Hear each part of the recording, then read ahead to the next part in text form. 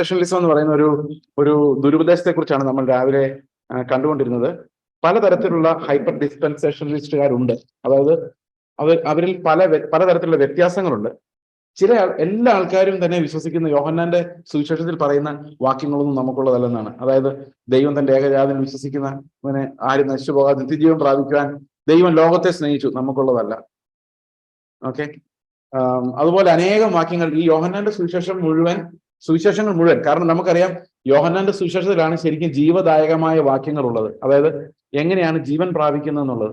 ഈ അനേകം ഹൈന്ദവരായിരുന്ന വിശ്വാസികൾ അവര് ഈ രക്ഷയെ കണ്ടെത്തിയിട്ടുള്ളത് ഈ യോഹന്നാന്റെ സുവിശേഷം വായിച്ചിട്ടാണ്. കാരണം യോഹന്നാന്റെ സുവിശേഷത്തിലെ ഗോസ്പൽ അതൊരു പ്യുവർ ഗോസ്പൽ, അതായത് ഏത് കാലഘട്ടത്തിലുള്ളവരോട് സംസാരിക്കാൻ പറ്റുന്ന സുവിശേഷമാണ് യോഹന്നാന്റെ സുവിശേഷം എന്ന് പറയുന്നത്. അതായത് ഒരു ജൂയിഷ് ബാക്ക്ഗ്രൗണ്ട് ഇല്ലാതെ പ്യുവർലി ഒരു റോമൻ ഗ്രീക്ക് കൾച്ചറിൽ ഉള്ള ആളുകൾക്ക് എഴുതി കൊടുത്ത ഒരു സുവിശേഷ ട്രാക്റ്റാണ് ശരിക്കും യോഹന്നാന്റെ സുവിശേഷം.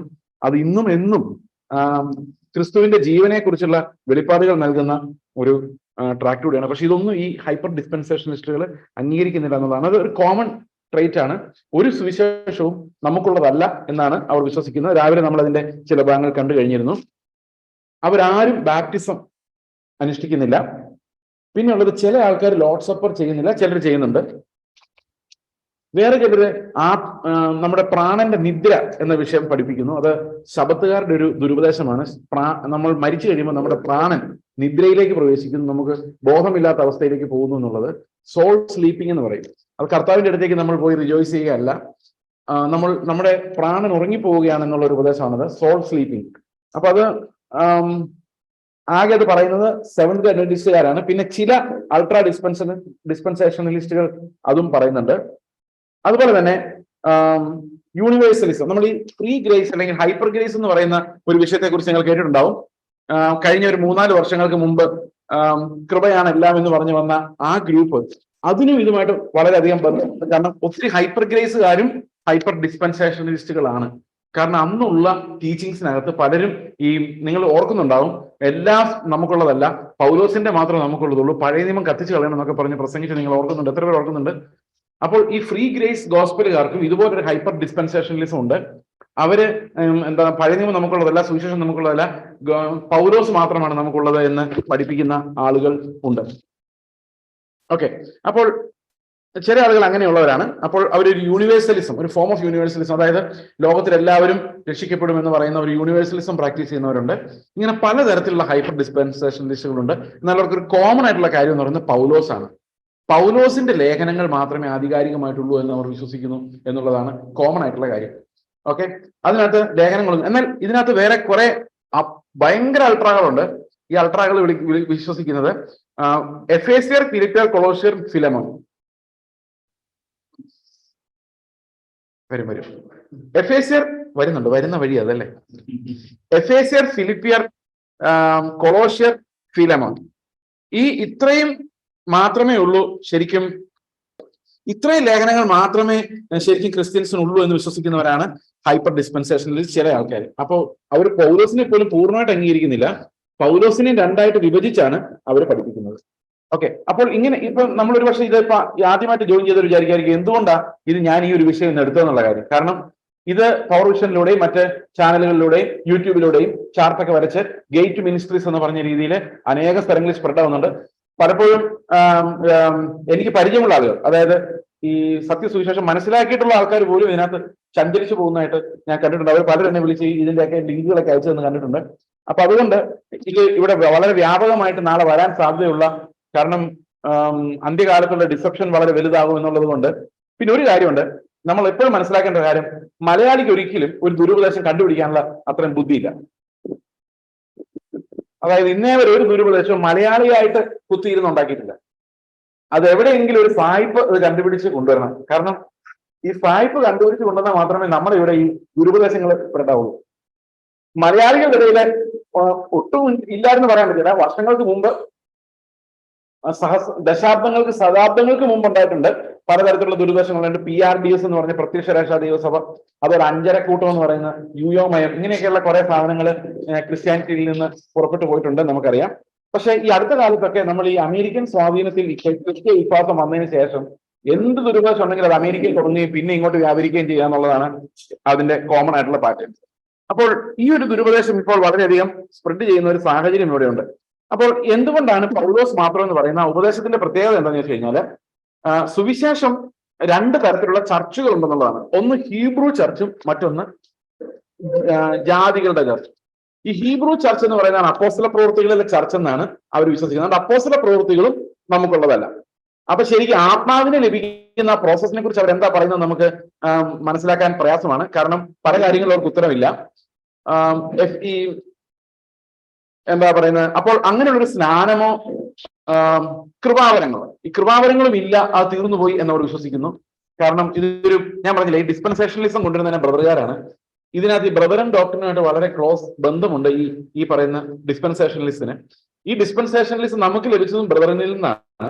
ഈ ഹൈപ്പർ ഡിസ്പെൻസേഷണലിസ്റ്റിനകത്ത് brother and teaching of cessationism, അതായത് കൃപാവരങ്ങൾ പഴയകാലത്തേക്കുള്ളതാണ്, ഇനി അതിന്റെ ആവശ്യമില്ല എന്നുള്ള ടീച്ചിങ്സ് ഇതിന്റെ കൂടെ വരുന്നുണ്ട്.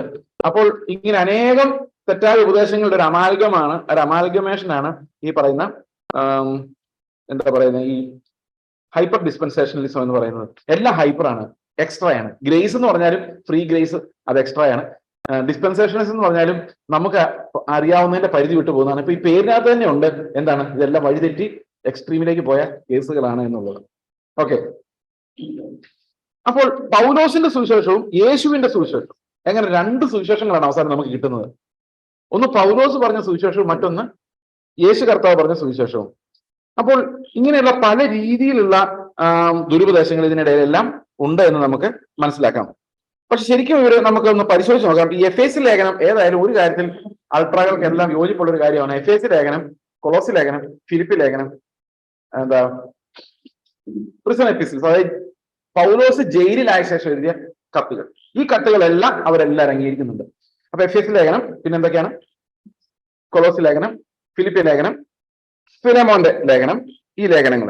നമുക്ക് ആ ലേഖനങ്ങളിൽ തന്നെ ചില വാക്യങ്ങൾ നമുക്കൊന്ന് പരിശോധിച്ച് നോക്കാം. ഓക്കെ, അതോടൊപ്പം നമ്മൾ കാണേണ്ട വേറൊരു കാര്യം എന്ന് പറയുന്നത്, ഈ ജാതികളെ അക്സെപ്റ്റ് ചെയ്യുമ്പോൾ ഇതിനൊക്കെ അവർക്ക് അവരുടേതായ എക്സ്പ്ലനേഷൻ ഉണ്ട്.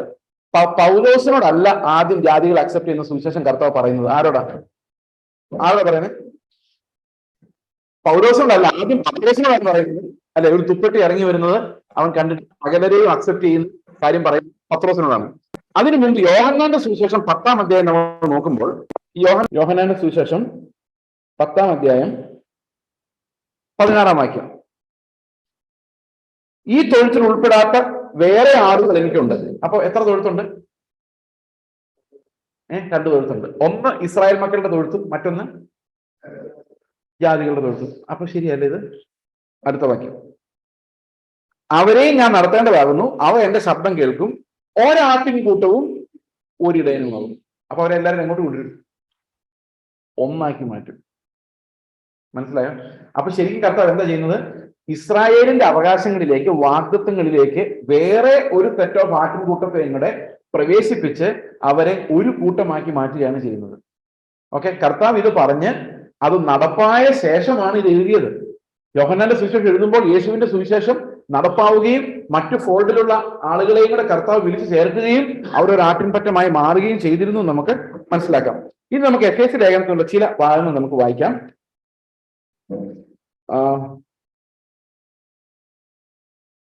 അതിന്റെ 2-ാം അധ്യായത്തിലേക്ക് നമ്മൾ വരുമ്പോൾ,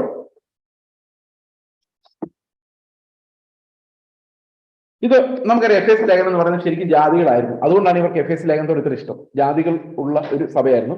നമുക്ക് ഒന്ന് വായിച്ചു നോക്കാം ചില കാര്യങ്ങൾ. 11-ാം വാക്യം, 2:11 മുതൽ, ആകയാൽ നിങ്ങൾ മുൻപേ പ്രകൃതിയാൽ ജാതികളായിരുന്നു, ജഡത്തിൻ കയ്യാലുള്ള പരിച്ഛേദനായിട്ട് പരിച്ഛേദനക്കാർ എന്ന് പേരുള്ളവരാൽ അഗ്രചർമ്മക്കാർ എന്ന് വിളിച്ച് ആക്ഷേപിക്കപ്പെട്ടിരുന്നു. അക്കാലത്ത് നിങ്ങൾ ക്രിസ്തുവിനെ കൂടാതെയുള്ളവരും ഇസ്രായേൽ പൗരതയോട് ബന്ധമില്ലാത്തവരും വാഗ്ദത്തത്തിന്റെ നിയമങ്ങൾക്ക് അന്യരും പ്രത്യാശയില്ലാത്തവരും ലോകത്തിൽ ദൈവമില്ലാത്തവരുമായിരുന്നു ഓർത്തുകൊള്ളുവിൻ. എന്നിട്ട് മുൻപേ ദൂരസ്ഥരായിരുന്ന നിങ്ങൾ ഇപ്പോൾ ക്രിസ്തു യേശുവിൽ ക്രിസ്തുവിന്റെ രക്തത്താൽ സമീപസ്ഥരായി തീർന്നിരിക്കുന്നു. അപ്പൊ ഇത് വേറെ കൂട്ടരല്ലേ? ശരിയല്ലേ? അപ്പൊ നേരത്തെ ഇസ്രായേൽ പൗരത്വമുള്ള ഒരു വിഭാഗമുണ്ട്, പിന്നെ വെളിയിൽ നിന്ന് വന്ന ഒരു വിഭാഗമുണ്ട്. അടുത്ത വാക്യം നോക്കിയേ, അവൻ നമ്മുടെ സമാധാനം, അവൻ ഇരുപക്ഷത്തെയും ഒന്നാക്കി ചട്ടങ്ങളും കൽപ്പനകളുമായ ന്യായപ്രമാണം എന്ന ശത്രുത്വം തന്റെ ജഡത്താൽ നീക്കി വേർപാടിന്റെ നടുച്ചുവർ ഇടിച്ചു കളഞ്ഞു. അപ്പൊ നമ്മളെയും ഇസ്രായേൽ മക്കളെ വേർതിരിച്ചിരുന്ന എന്തായിരുന്നു? നമ്മൾ ദൂരസ്ഥരും അവരുടെ ബന്ധമില്ലാത്തവരുമായിരുന്നു, ജാതികളായിരുന്നു. പക്ഷെ എന്ത് ചെയ്തു? കർത്താവിന്റെ രക്തത്താൽ ഈ ന്യായപ്രമാണം എന്ന ആ ശത്രുത്വം, നമ്മൾ തമ്മിലുണ്ടായിരുന്ന ശത്രുത്വത്തെ നീക്കിയിട്ട് എന്ത് ചെയ്തു? ഇരുപക്ഷങ്ങളെയും ഒന്നാക്കി. ഓക്കെ, അടുത്ത വാക്യം. ഇരുപക്ഷത്തെ തന്നിൽ സമാധാനം ഉണ്ടാക്കിക്കൊണ്ട് ഇരുപക്ഷത്തെയും തന്നിൽ ഒരേ പുതിയ മനുഷ്യനാക്കി സൃഷ്ടിക്കുവാനും. അപ്പൊ എത്ര സുവിശേഷമുണ്ട്? ഒറ്റ സുവിശേഷം. അപ്പൊ യഹൂദന്മാരായാലും ജാതികളായാലും ആകെ ഒരു സുവിശേഷമുള്ളൂ. ആ ഇരുപക്ഷത്തെയും ഒന്നാക്കി ഒരേ പുതിയ മനുഷ്യനാക്കി സൃഷ്ടിപ്പാൻ. ഇതൊരു വലിയ റെവലേഷനാണ്, ഒരു പുതിയ മനുഷ്യനായി സൃഷ്ടിക്കപ്പെടുക എന്ന് പറയുന്നത്. അതിന്റെ കാരണം ആദാമിലുള്ള ഒരു മനുഷ്യനുണ്ട്, അതുപോലെ ക്രിസ്തുവിൽ സൃഷ്ടിക്കപ്പെടുന്ന ഒരു പുതിയ മനുഷ്യനുണ്ട്. ആദാമിൽ സൃഷ്ടിക്കപ്പെടുന്ന ജഡത്താലുള്ളതാണ്, എന്നാൽ ക്രിസ്തുവിൽ സൃഷ്ടിക്കപ്പെടുന്ന ആത്മാവിലുള്ള ഒരു പുതിയ മനുഷ്യനാണ്. ഈ പുതിയ മനുഷ്യന്റെ തലയാണ് ക്രിസ്തു. ഓക്കെ, അപ്പോൾ നമ്മളെല്ലാവരെയും ഒന്നാക്കി കർത്താവ് എന്ത് ചെയ്തു? നമുക്ക് എല്ലാവർക്കും രണ്ടാട്ടിൻകൂട്ടമായിരുന്നു നമ്മൾ. എത്ര കാലം?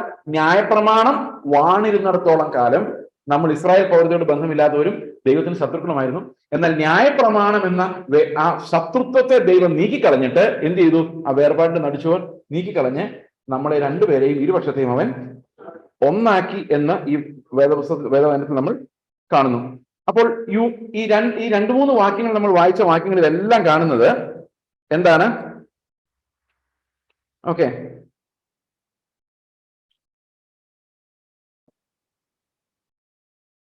ഇനി മുമ്പോട്ട് വായിക്കുമ്പോൾ അദ്ദേഹം മുമ്പോട്ട് നമുക്ക് വായിച്ചു നോക്കാം. അവൻ വന്ന് ദൂരത്തായാലും നിങ്ങൾക്ക് സമാധാനവും സമീപത്തുള്ളവർക്ക് സമാധാനവും സുവിശേഷിച്ചു. ക്രൂശിന്മേൽ വെച്ച് ശത്രുത്വം ഇല്ലാതാക്കി, അതിനാൽ ഇരുപക്ഷത്തെയും ഏക ശരീരത്തിൽ ദൈവത്തോട് നിരപ്പിക്കാനും തന്നെ. അപ്പൊ ദൈവത്തോട് നിരപ്പിക്കാൻ വേണ്ടി കർത്താവ് എന്ത് ചെയ്തു? ക്രൂശിൽ ഈ ശത്രുത്വം നീക്കിയിട്ട് യഹൂദന്മാരെ, യവനന്മാരെയും ഗ്രീക്കുകാരെയും സകല ജാതികളെയും ഒന്നാക്കി മാറ്റി, ഒരു യൂണിറ്റ് ആക്കി മാറ്റി. എന്നിട്ട് എന്ത് ചെയ്തു? പിതാവിനോട് അവരെ നിരപ്പിച്ചു. ആദമിൽ ഉണ്ടായിരുന്ന ഇവരെ കർത്താവിൽ അവന്റെ രക്തത്താൽ അവൻ വീണ്ടെടുത്ത് ഒരേ പുതിയ മനുഷ്യനാക്കി സൃഷ്ടിച്ചു. ഇതെങ്ങനെ ഇത്രയും അവർ കേട്ട് കഴിഞ്ഞാൽ അവർ പറയും എഫേസിൽ ഞങ്ങൾക്ക് വേണ്ടെന്ന് പറയും. കാരണം അവർക്ക്, അതായത് അവരുടെ ടീച്ചിങ് എന്ന് പറഞ്ഞാൽ അവരൊരു ടീച്ചിങ് ഉണ്ടാക്കുന്നു, അതിനോട് ഫിറ്റ് ആകാത്ത എല്ലാം കട്ട് ചെയ്ത് കളയും. ഭയങ്കര സൗകര്യമല്ലേ അല്ലേ? നമ്മളൊരു കാര്യം പഠിപ്പിക്കുന്നു, എന്നിട്ട് ബൈബിൾ ബാക്കിയുള്ളതെല്ലാം നമുക്ക് പറ്റുന്നതല്ലെന്ന് പറഞ്ഞ് വിട്ട് കളയുന്നു. അത് വേറൊക്കെയാണ്. അപ്പൊ ഡിവൈഡ് ചെയ്തിരിക്കുന്ന rightly dividing the word of truth അല്ല, wrongly dividing the word of truth ആണ്. എന്ന് പറഞ്ഞു കഴിഞ്ഞാൽ അർത്ഥം പൗലോസിന്റെ ഭാഗം കുറച്ച് ഓരോരോ ശിഷ്യന്മാർക്കും അത് വീതിച്ചു കൊടുത്തിരിക്കുന്നു, ഓരോരോ ശിഷ്യന്മാരെയും ഓരോരുത്തർക്കും വീതിച്ചു കൊടുത്തിരിക്കുന്നു. ഓക്കെ, അടുത്ത് നോക്കിയേ.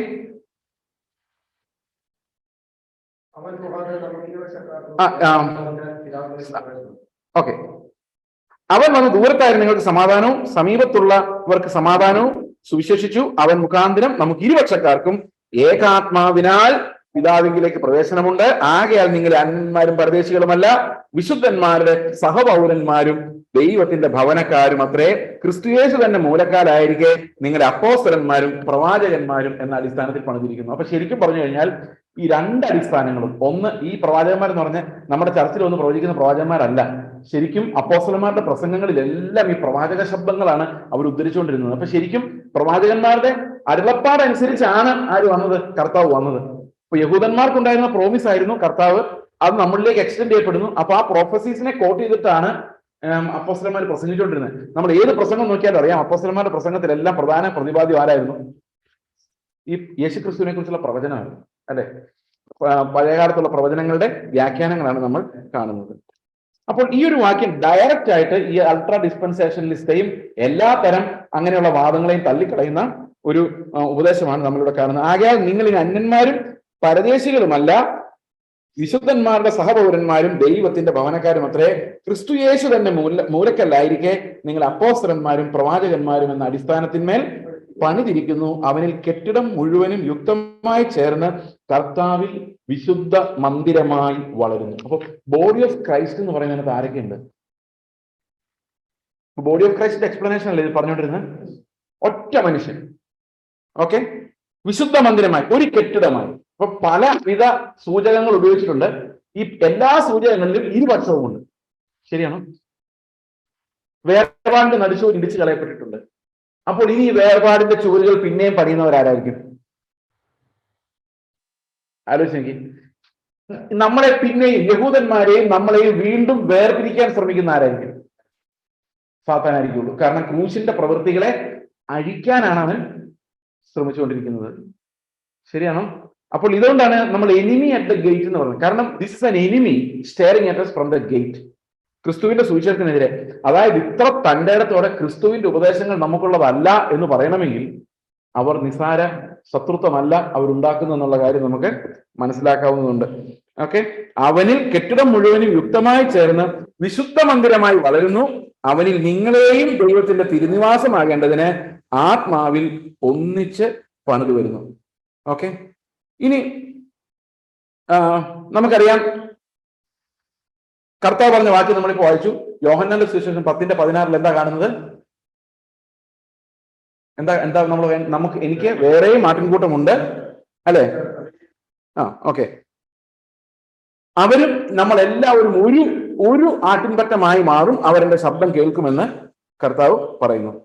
ഓക്കെ, അപ്പോൾ ശരിക്കും പറഞ്ഞാൽ റെവലേഷന്റെ പ്രോഗ്രസ് മനസ്സിലാക്കാതെ, അതായത് പതുക്കെ പതുക്കെ റെവലേഷൻ പ്രോഗ്രസ് ചെയ്ത് ഒരു പൂർണ്ണതയിലേക്ക് വരുന്നത് മനസ്സിലാക്കാതെ ഓരോ ഘട്ടത്തിലുമുള്ള റെവലേഷനെ വേർതിരിച്ച് ഡിവൈഡ് ചെയ്ത് അതാത് കാലത്തിന് കൊടുക്കുക എന്നുള്ളൊരു പണിയാണ് ഇവർ ചെയ്തിരിക്കുന്നത്.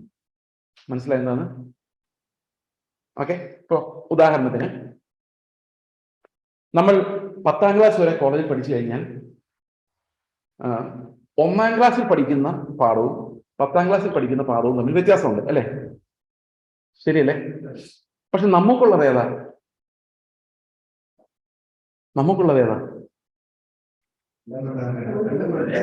എല്ലാം ഒന്ന് തന്നെയല്ലേ? എല്ലാം ഒന്ന് തന്നെയാ. അത് തുടങ്ങുക 1ാം ക്ലാസ്സിൽ എന്താ ചെയ്യുന്നത്? ബിഗിൻ ചെയ്യുക. അത് പതുക്കെ വളർന്ന് നമ്മൾ 10ാം ക്ലാസ്സിൽ എത്തുമ്പോഴും അത് വളർന്ന് നമ്മളിൽ വെളിപ്പാടായിട്ട് വരുമല്ലേ ചെയ്യുന്നത്, അല്ലെ? ഇനിയിപ്പോ 1ാം ക്ലാസ്സിൽ ഇരിക്കുന്നവർക്കെല്ലാം 1ാം ക്ലാസ് തന്നെ പിന്നെയും അത് അവരുടെ സുവിശേഷമൊന്നും. 10ാം ക്ലാസ്സിൽ പഠിക്കുന്നവര് 10ാം ക്ലാസ്സിന്റെ അത് മാത്രം ഇങ്ങനെ ഡിവൈഡ് ചെയ്താൽ എങ്ങനെ ഇരിക്കും? അതായത് 1ാം ക്ലാസ്സിൽ പഠിക്കുന്നവർ ജീവിതകാലം മുഴുവൻ എന്ത് പഠിച്ചുകൊണ്ടിരിക്കണം? അത് അവരുടെ സുവിശേഷം. അപ്പൊ 1ാം ക്ലാസ്സുകാർക്ക് കൊടുത്ത ടീച്ചർ വേറെയല്ലേ? ആ ടീച്ചർ അവരുടെ ടീച്ചർ. ഓക്കെ, ആ ടീച്ചർ അവരുടെ അപ്പോസ്തലൻ. 10ാം ക്ലാസ്സിൽ പഠിപ്പിക്കുന്ന ആള് 10ാം ക്ലാസ്സിലെ ടീച്ചർ അവരുടെ അപ്പോസ്തലൻ. അപ്പൊ അവർക്ക് കൊടുത്ത ടീച്ചിങ്സ് മുഴുവൻ 10ാം ക്ലാസ്സിൽ പഠിക്കുന്നുണ്ട്. എബ്രായ ലേഖനമൊക്കെ മെച്യൂർ ക്രിസ്ത്യൻസിനുള്ളതാണ്. അപ്പൊ അത് ആർക്കുള്ളതല്ല? നമുക്കുള്ളത്. അപ്പൊ ഇങ്ങനെയുള്ള ഡിവിഷൻസ് ആണ് നമ്മൾ ഈ ഹൈപ്പർ ഗ്രേസ് പോലെ തന്നെ ഈ ഹൈപ്പർ ഡിസ്പെൻസേഷനലിസ്റ്റിനകത്തും കാണുന്നത്. ഓക്കെ, അപ്പോൾ ഇനി ഇതിനകത്ത് വേറെ പ്രശ്നം, നമുക്ക് ഈ യാക്കോബിന്റെ ലേഖനം വായിക്കുമ്പോൾ ഇതിനകത്ത് പൗലോസിന്റെ ഉപദേശത്തിന് വിരോധമായ ചില കാര്യങ്ങളുണ്ട് എന്നുള്ളതാണ് ചിലർ സംശയിക്കുന്നത്. നമ്മൾ അതിനെ പല പ്രാവശ്യം ഉത്തരം പറഞ്ഞിട്ടുള്ളതാണ്. എന്നാലും പത്രോസിനെ നമുക്ക് ഒന്നും കൂടെ ക്ലോസ് ആയിട്ട് എക്സാമിൻ ചെയ്ത് നോക്കാം. പത്രോസ് നമ്മുടെ ആളാണോ? പത്രോസ് നമ്മുടെ ആളാണോ? കാരണം കർത്താവ് എന്താ പറഞ്ഞത്? നീ ഭാഗ്യവാൻ, ജഡരക്തങ്ങളല്ല നിനക്കിത് വെളിപ്പെടുത്തി തന്നത്, അല്ലെ? സ്വർഗസ്ഥനായ എന്റെ പിതാവാണ്. കർത്താവ് എന്താ പറഞ്ഞത്? പത്രോസേ, നീ പത്രോസ് ആകുന്നു, ഈ പാറമേൽ ഞാൻ എന്റെ സഭയെ പണിയും. ഏത് പാറമേലാ? ഈ പത്രോസിന് കിട്ടിയ വെളിപ്പാട് എന്ന പാറമേലാണ് Jesus is the divine son of God എന്നുള്ള റെവലേഷന്റെ അടിസ്ഥാനത്തിലാണ് സഭ പണിയപ്പെട്ടിരിക്കുന്നത്. അതുപോലെ റെവലേഷൻ കിട്ടുന്ന ഓരോ കല്ലുകളെ ചേർത്താണ് ഈ സഭ പണിയുന്നത്. അപ്പൊ പത്രോസ് എന്ന അപ്പോസ്തലൻ നമുക്കുള്ള ആളാണോ? അവിടെ പറയുന്നത് സ്വർഗ്ഗരാജ്യത്തിന്റെ താക്കോൽ നിങ്ങൾ തന്നില്ല, എന്നിട്ട് പൗലോസ് ഇല്ല. മനസ്സിലായ? കൊർന്നല്യോസിനെ കമ്മീഷൻ ചെയ്യുമ്പോഴും പൗലോസ് ഇല്ല. ജാതികളിലേക്ക് സുവിശേഷം തിരിയുന്നത് പൗലോസ് പറയുമ്പം അപ്പോസ്തലപ്രവൃത്തികൾ 28-ലല്ല, ഇതിനു മുമ്പ് തന്നെ ജാതികളിലേക്ക് സുവിശേഷം തിരിഞ്ഞിരുന്നു. പക്ഷെ ഇവര് പറയുന്ന അപ്പോസ്തലപ്രവൃത്തികൾ 28-28. നമുക്കൊന്ന് വായിച്ചു നോക്കാം. അപ്പോസ്തലപ്രവൃത്തികൾ 28-28 വായിക്കാം ആരെങ്കിലും?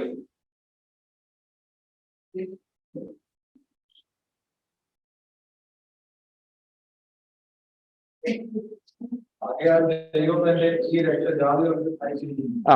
അവർ കേൾക്കും എന്ന് നിങ്ങൾ അവൻ കൂലിക്ക് വാങ്ങിയ വീട്ടിൽ 2 സംവത്സരം മുഴുവൻ പാർത്തു.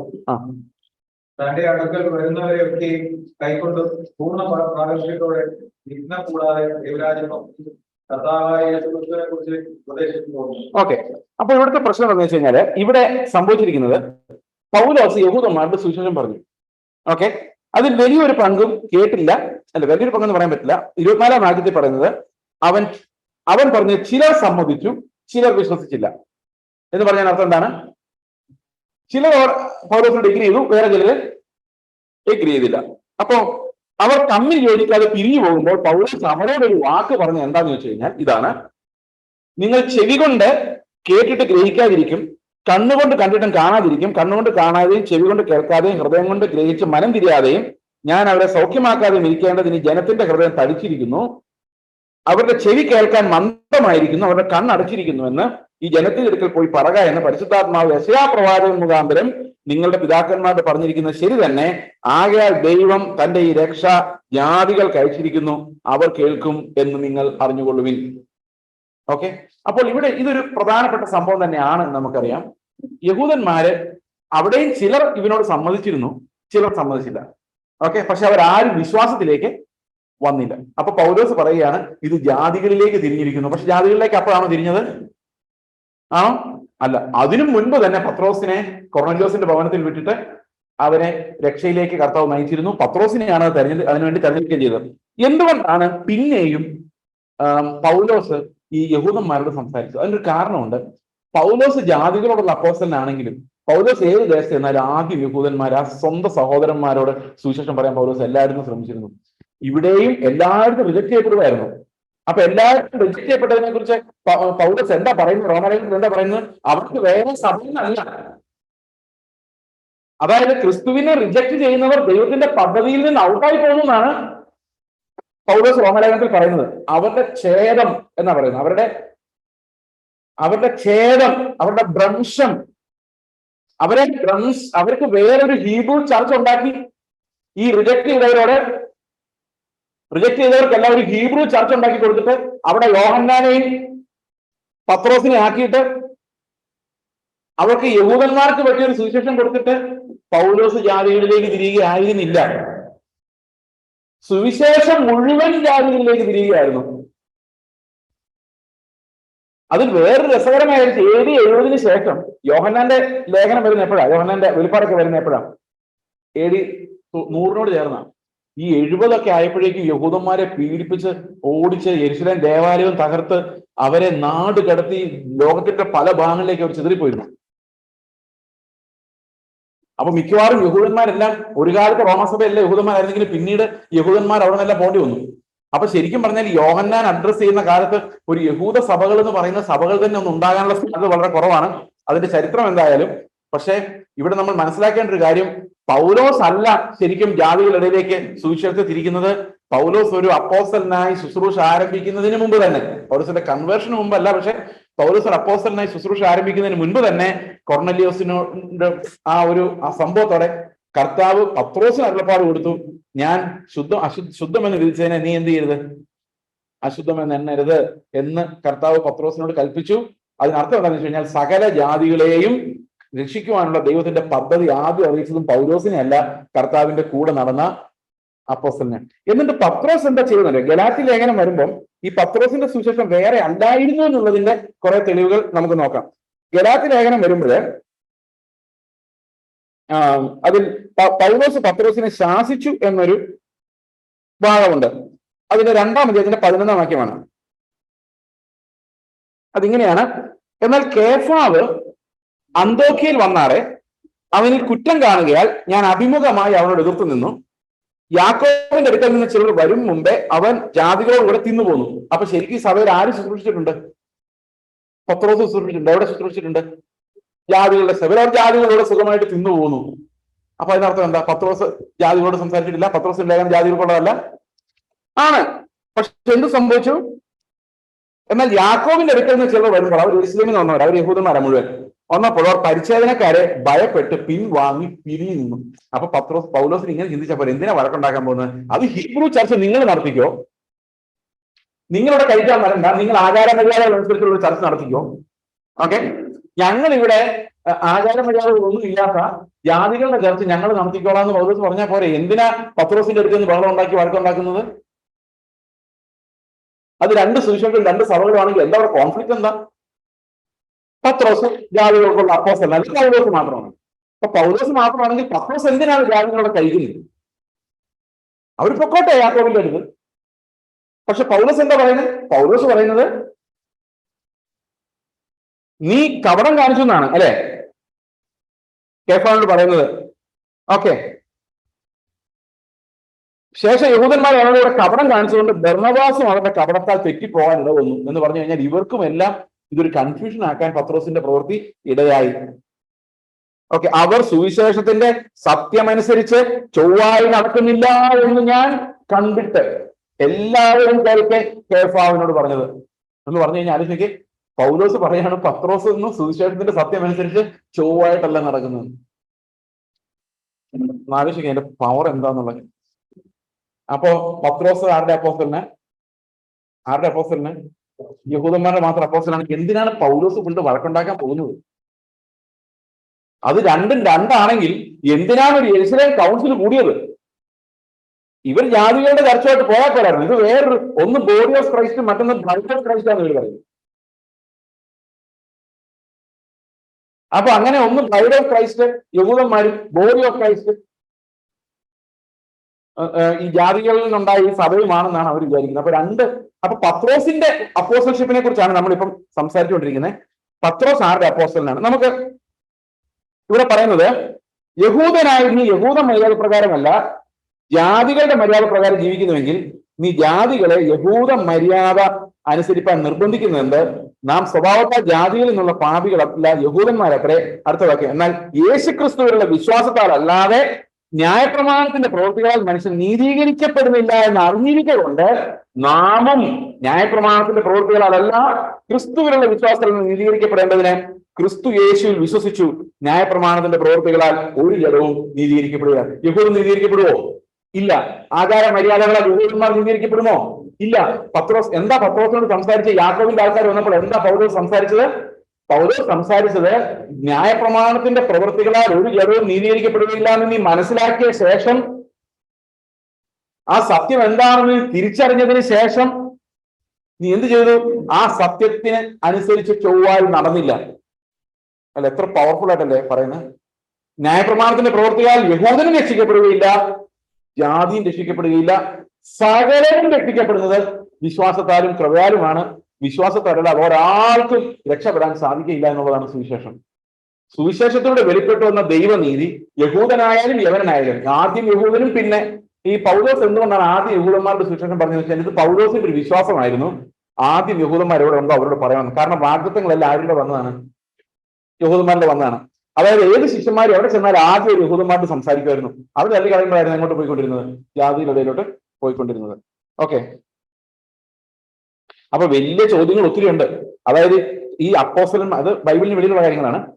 യേശുക്രിസ്തുവിന്റെ അപ്പോസ്തലന്മാരെല്ലാം പല രാജ്യങ്ങളിലേക്ക് പോയിട്ടുണ്ട്, യൂറോപ്പിലേക്ക് പോയിട്ടുണ്ട്. നമ്മൾ ഇവിടെ തോമസ് വന്നോ എന്നുള്ളതൊക്കെ ചരിത്രപരമായിട്ട് നമുക്ക് ഉറപ്പൊന്നുമില്ല. അങ്ങനെ വന്നു എന്ന് പറയുന്നുണ്ട്, വരുന്നില്ല. ബർത്തലോമിയ വന്നു എന്ന് പറയുന്നുണ്ട്. പക്ഷെ ഇവരെല്ലാം ജാതികളുടെ ഇടയിലേക്കാണ് പോയത്. അതായത് യഹൂദന്മാരുടെ അടുത്ത് മാത്രമായിട്ട് ഒരു അപ്പോസ്തലന്മാരും വളരെ കുറച്ച് അപ്പോസ്തലന്മാരും നിന്നുള്ളൂ, യാക്കോബിനെ പോലെ കുറച്ച് ആൾക്കാർ മാത്രം. ഓക്കെ, ബാക്കി അപ്പോസ്തലന്മാരെല്ലാം പല സ്ഥലങ്ങളിൽ ചിതറിപ്പോയി സുവിശേഷം പറയുകയായിരുന്നു. എല്ലാ ഏരിയയിലും അവർ കടന്നു നടന്നു സുവിശേഷം പറഞ്ഞു. അവരൊന്നും യഹൂദന്മാരുടെ അപ്പോസ്തലന്മാരായിരുന്നു അവരെല്ലാവരും? അല്ലായിരുന്നു. ഓക്കെ,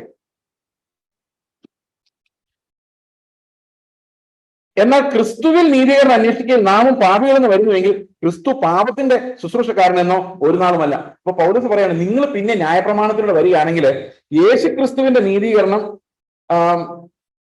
നീതീകരണം വന്ന കാര്യം, എന്നാൽ ക്രിസ്തുവിൽ നീതീകരണം അന്വേഷിക്കൽ നാമും പാപികളെന്ന് വരുന്നുവെങ്കിൽ അത് പോരാ, ഇനിയും പഴയതിലേക്ക് പോകണം നിങ്ങൾക്ക് തോന്നുവാണെങ്കിൽ ക്രിസ്തുവിൻ കൊണ്ട് നമുക്കൊരു പ്രയോജനം ഉണ്ടായിട്ടില്ലല്ലോ എന്നാണ് പൗലോസ് ചോദിക്കുന്നത്. അതായത് ശരിക്കും നമ്മൾ ഇനിയും ന്യായപ്രമാണം അന്വേഷിക്കുകയാണെങ്കിൽ, അപ്പൊ പത്രോസിനോട് ചോദിക്കുന്ന കാര്യമാണ്, യാക്കോബിന്റെ അടുത്ത് വന്ന ആൾക്കാരോട് ഇതേ ചോദ്യം തന്നെയാണ് പൗലോസ് ചോദിക്കുന്നത്.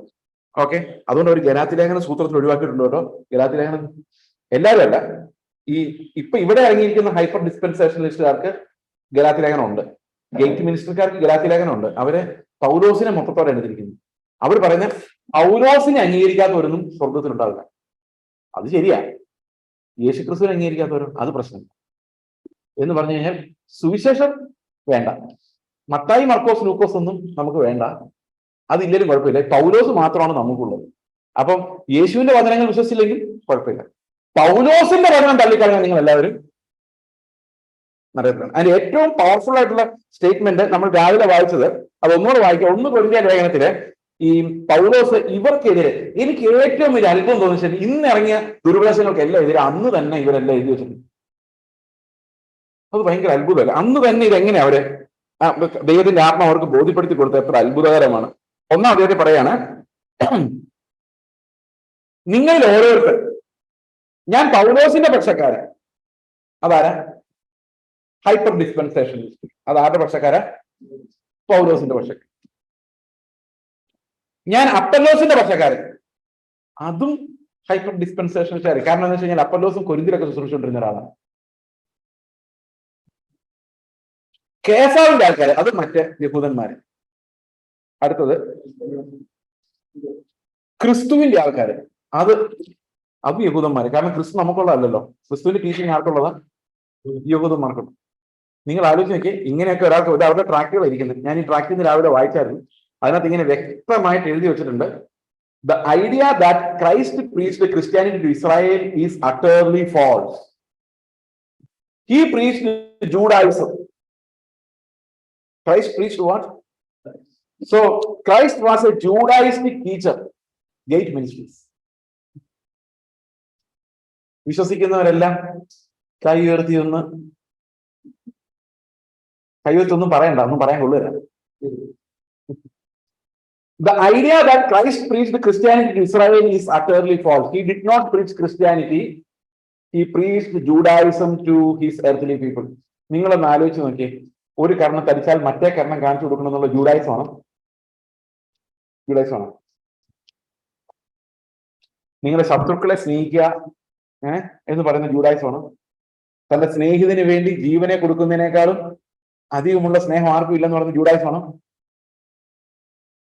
ശമരിയാക്കാരി സ്ത്രീകള് സുവിശേഷം പറഞ്ഞത്, ശമരിയാക്കാരൻ വഴി കിടന്ന ആളെ ശമരിയാക്കാരൻ പോയി ശുശ്രൂഷിച്ചിട്ട് അവനാണ് സ്നേഹിതൻ എന്ന് പറഞ്ഞ് ജൂഡായിസമാണോ? ആ കാലത്തുണ്ടായിരുന്ന ഗ്രീക്ക്, റോമൻ ദൈവങ്ങളെ ഒന്നും കുറ്റം പറയാതെ, രാജ്യങ്ങളെ വെല്ലുവിളിക്കാതെ, മതം കൊണ്ട് വെല്ലുവിളിക്കാതെ, എല്ലാവരും ഒരുപോലെ ബാധികളാണെന്നും എല്ലാവരും ഒരുപോലെ കർത്താവിന്റെ രീതിയിലേക്ക് വരണമെന്നുമുള്ള ദൈവരാജ്യത്തിന്റെ പ്രസംഗം യൂദായിസമാണോ? യഹൂദന്മാർ എവിടെ ചെന്നാലും മറ്റുള്ളവരെ ചീത്ത വിളിച്ചാലേ അവർക്കൊരു സമാധാനമുള്ളൂ. ജൂഡായിസിന്റെ പ്രത്യേകത അതാണ്. എന്നാൽ കർത്താവ് ഒരിക്കലും ഒരു മതത്തെയും ചീത്ത വിളിക്കുന്നില്ല. അതിന്റെ കാരണം കർത്താവ് നോക്കിയപ്പോൾ അവരെല്ലാം പോക്കാണ്.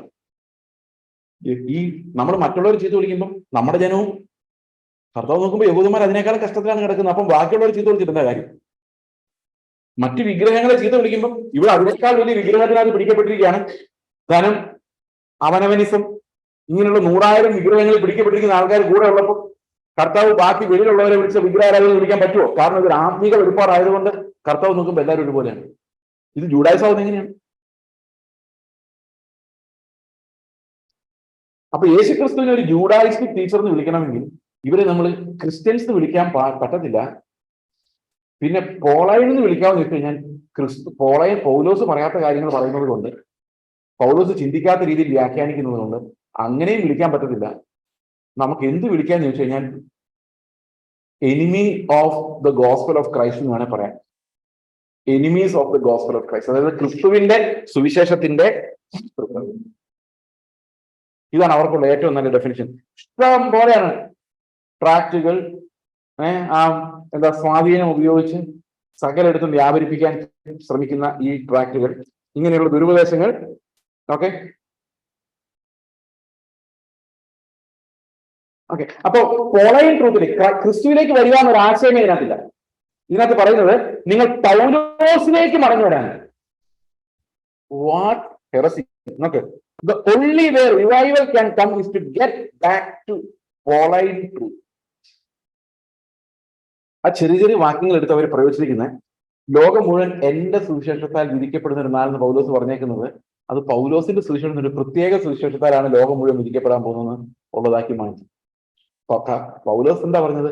ഞാൻ സകലർക്കും കടപ്പെട്ടിരിക്കുന്നു, ലോകത്തിന് മുഴുവൻ ഈ സുവിശേഷമായിട്ട് കടപ്പെട്ടിരിക്കുന്നു. ഓക്കെ, അപ്പോൾ ഇതാണ് ഈ സാധനം. ഓക്കെ, ഇനി ഇതിനകത്ത് ഈ ഡിസ്പെൻസേഷൻസുകാർ പറയുന്ന ഒരു മിസ്റ്റേക്ക്, അത് മിസ്റ്റേക്ക് ആയിട്ട് ഞാൻ മനസ്സിലാക്കുന്നത്, രണ്ടു തരം സുവിശേഷം ഉണ്ട്. ഒന്ന് രാജ്യത്തിന്റെ സുവിശേഷവും മറ്റൊന്ന് കൃപയുടെ സുവിശേഷവും. കേട്ടിട്ടുണ്ടോ? ഈ രാജ്യത്തിന്റെ സുവിശേഷം എന്ന് പറയുന്നത് കൃപയുടെ സുവിശേഷം എന്ന് പറയുന്നത് രണ്ടും രണ്ടാണെന്നാണ് പറയുന്നത്. എന്താണ് രാജ്യത്തിന്റെ സുവിശേഷം? രാജ്യത്തിന്റെ സുവിശേഷം എന്താണെന്ന് വെച്ച് കഴിഞ്ഞാൽ അവർ പറയും അത് എബ്രഹാം വഴി വരുന്ന വാഗ്ദത്തങ്ങൾ ആക്ഷരികമായി നിറവേറാനുള്ള ഇസ്രായേൽ മക്കൾക്കുള്ള സുവിശേഷം. അങ്ങനെയാണെങ്കിൽ പിന്നെ കർത്താവ് എന്തിനായി പീലാത്തോസിന് മുമ്പിൽ ചെന്നിട്ട് എന്റെ രാജ്യം ഐഹികമല്ല എന്ന് പറഞ്ഞു? ഉള്ള കാര്യം പറഞ്ഞാൽ പോരെ? എന്ത് പറഞ്ഞാൽ മതി? ഞാൻ എബ്രഹാമിന്റെ പ്രോമിസ് ഇവർക്ക് വേണ്ടി നിവർത്തിക്കാമെന്ന രാജ്യത്തിന്റെ സുവിശേഷത്തിന്റെ ആളാണ്. അതുകൊണ്ട് എന്റെ ഉദ്ദേശം നിങ്ങളെ തോൽപ്പിച്ച്, അങ്ങനെ പറഞ്ഞാൽ പോരെ? അപ്പൊ കർത്താവ് രാജ്യത്തിന്റെ സുവിശേഷം എന്ന് പറയുന്നത് എന്താ സാധനം? ഈ രാജ്യം എന്ന് പറയുന്നത് ദൈവരാജ്യമാണെങ്കിൽ അതെങ്ങനെ വരുന്ന? പൗലോസ് റോമാലേഖനത്തിൽ പറയുന്നുണ്ട് ദൈവരാജ്യം എന്ന് പറയുന്നത് ഭക്ഷണവും പാനീയവും അല്ല. അപ്പൊ എന്താണ് ദൈവരാജ്യം? അത് നീതിയും സമാധാനവും പരിശുദ്ധാത്മാവും സന്തോഷവുമാണ്. അതാണ് ദൈവത്തിന്റെ രാജ്യം എന്ന് പറയുന്നത്. അപ്പൊ നമ്മൾ പറയുന്നത് ദൈവരാജ്യത്തിന്റെ സുവിശേഷം ആണോ? ആണോ അല്ലയോ?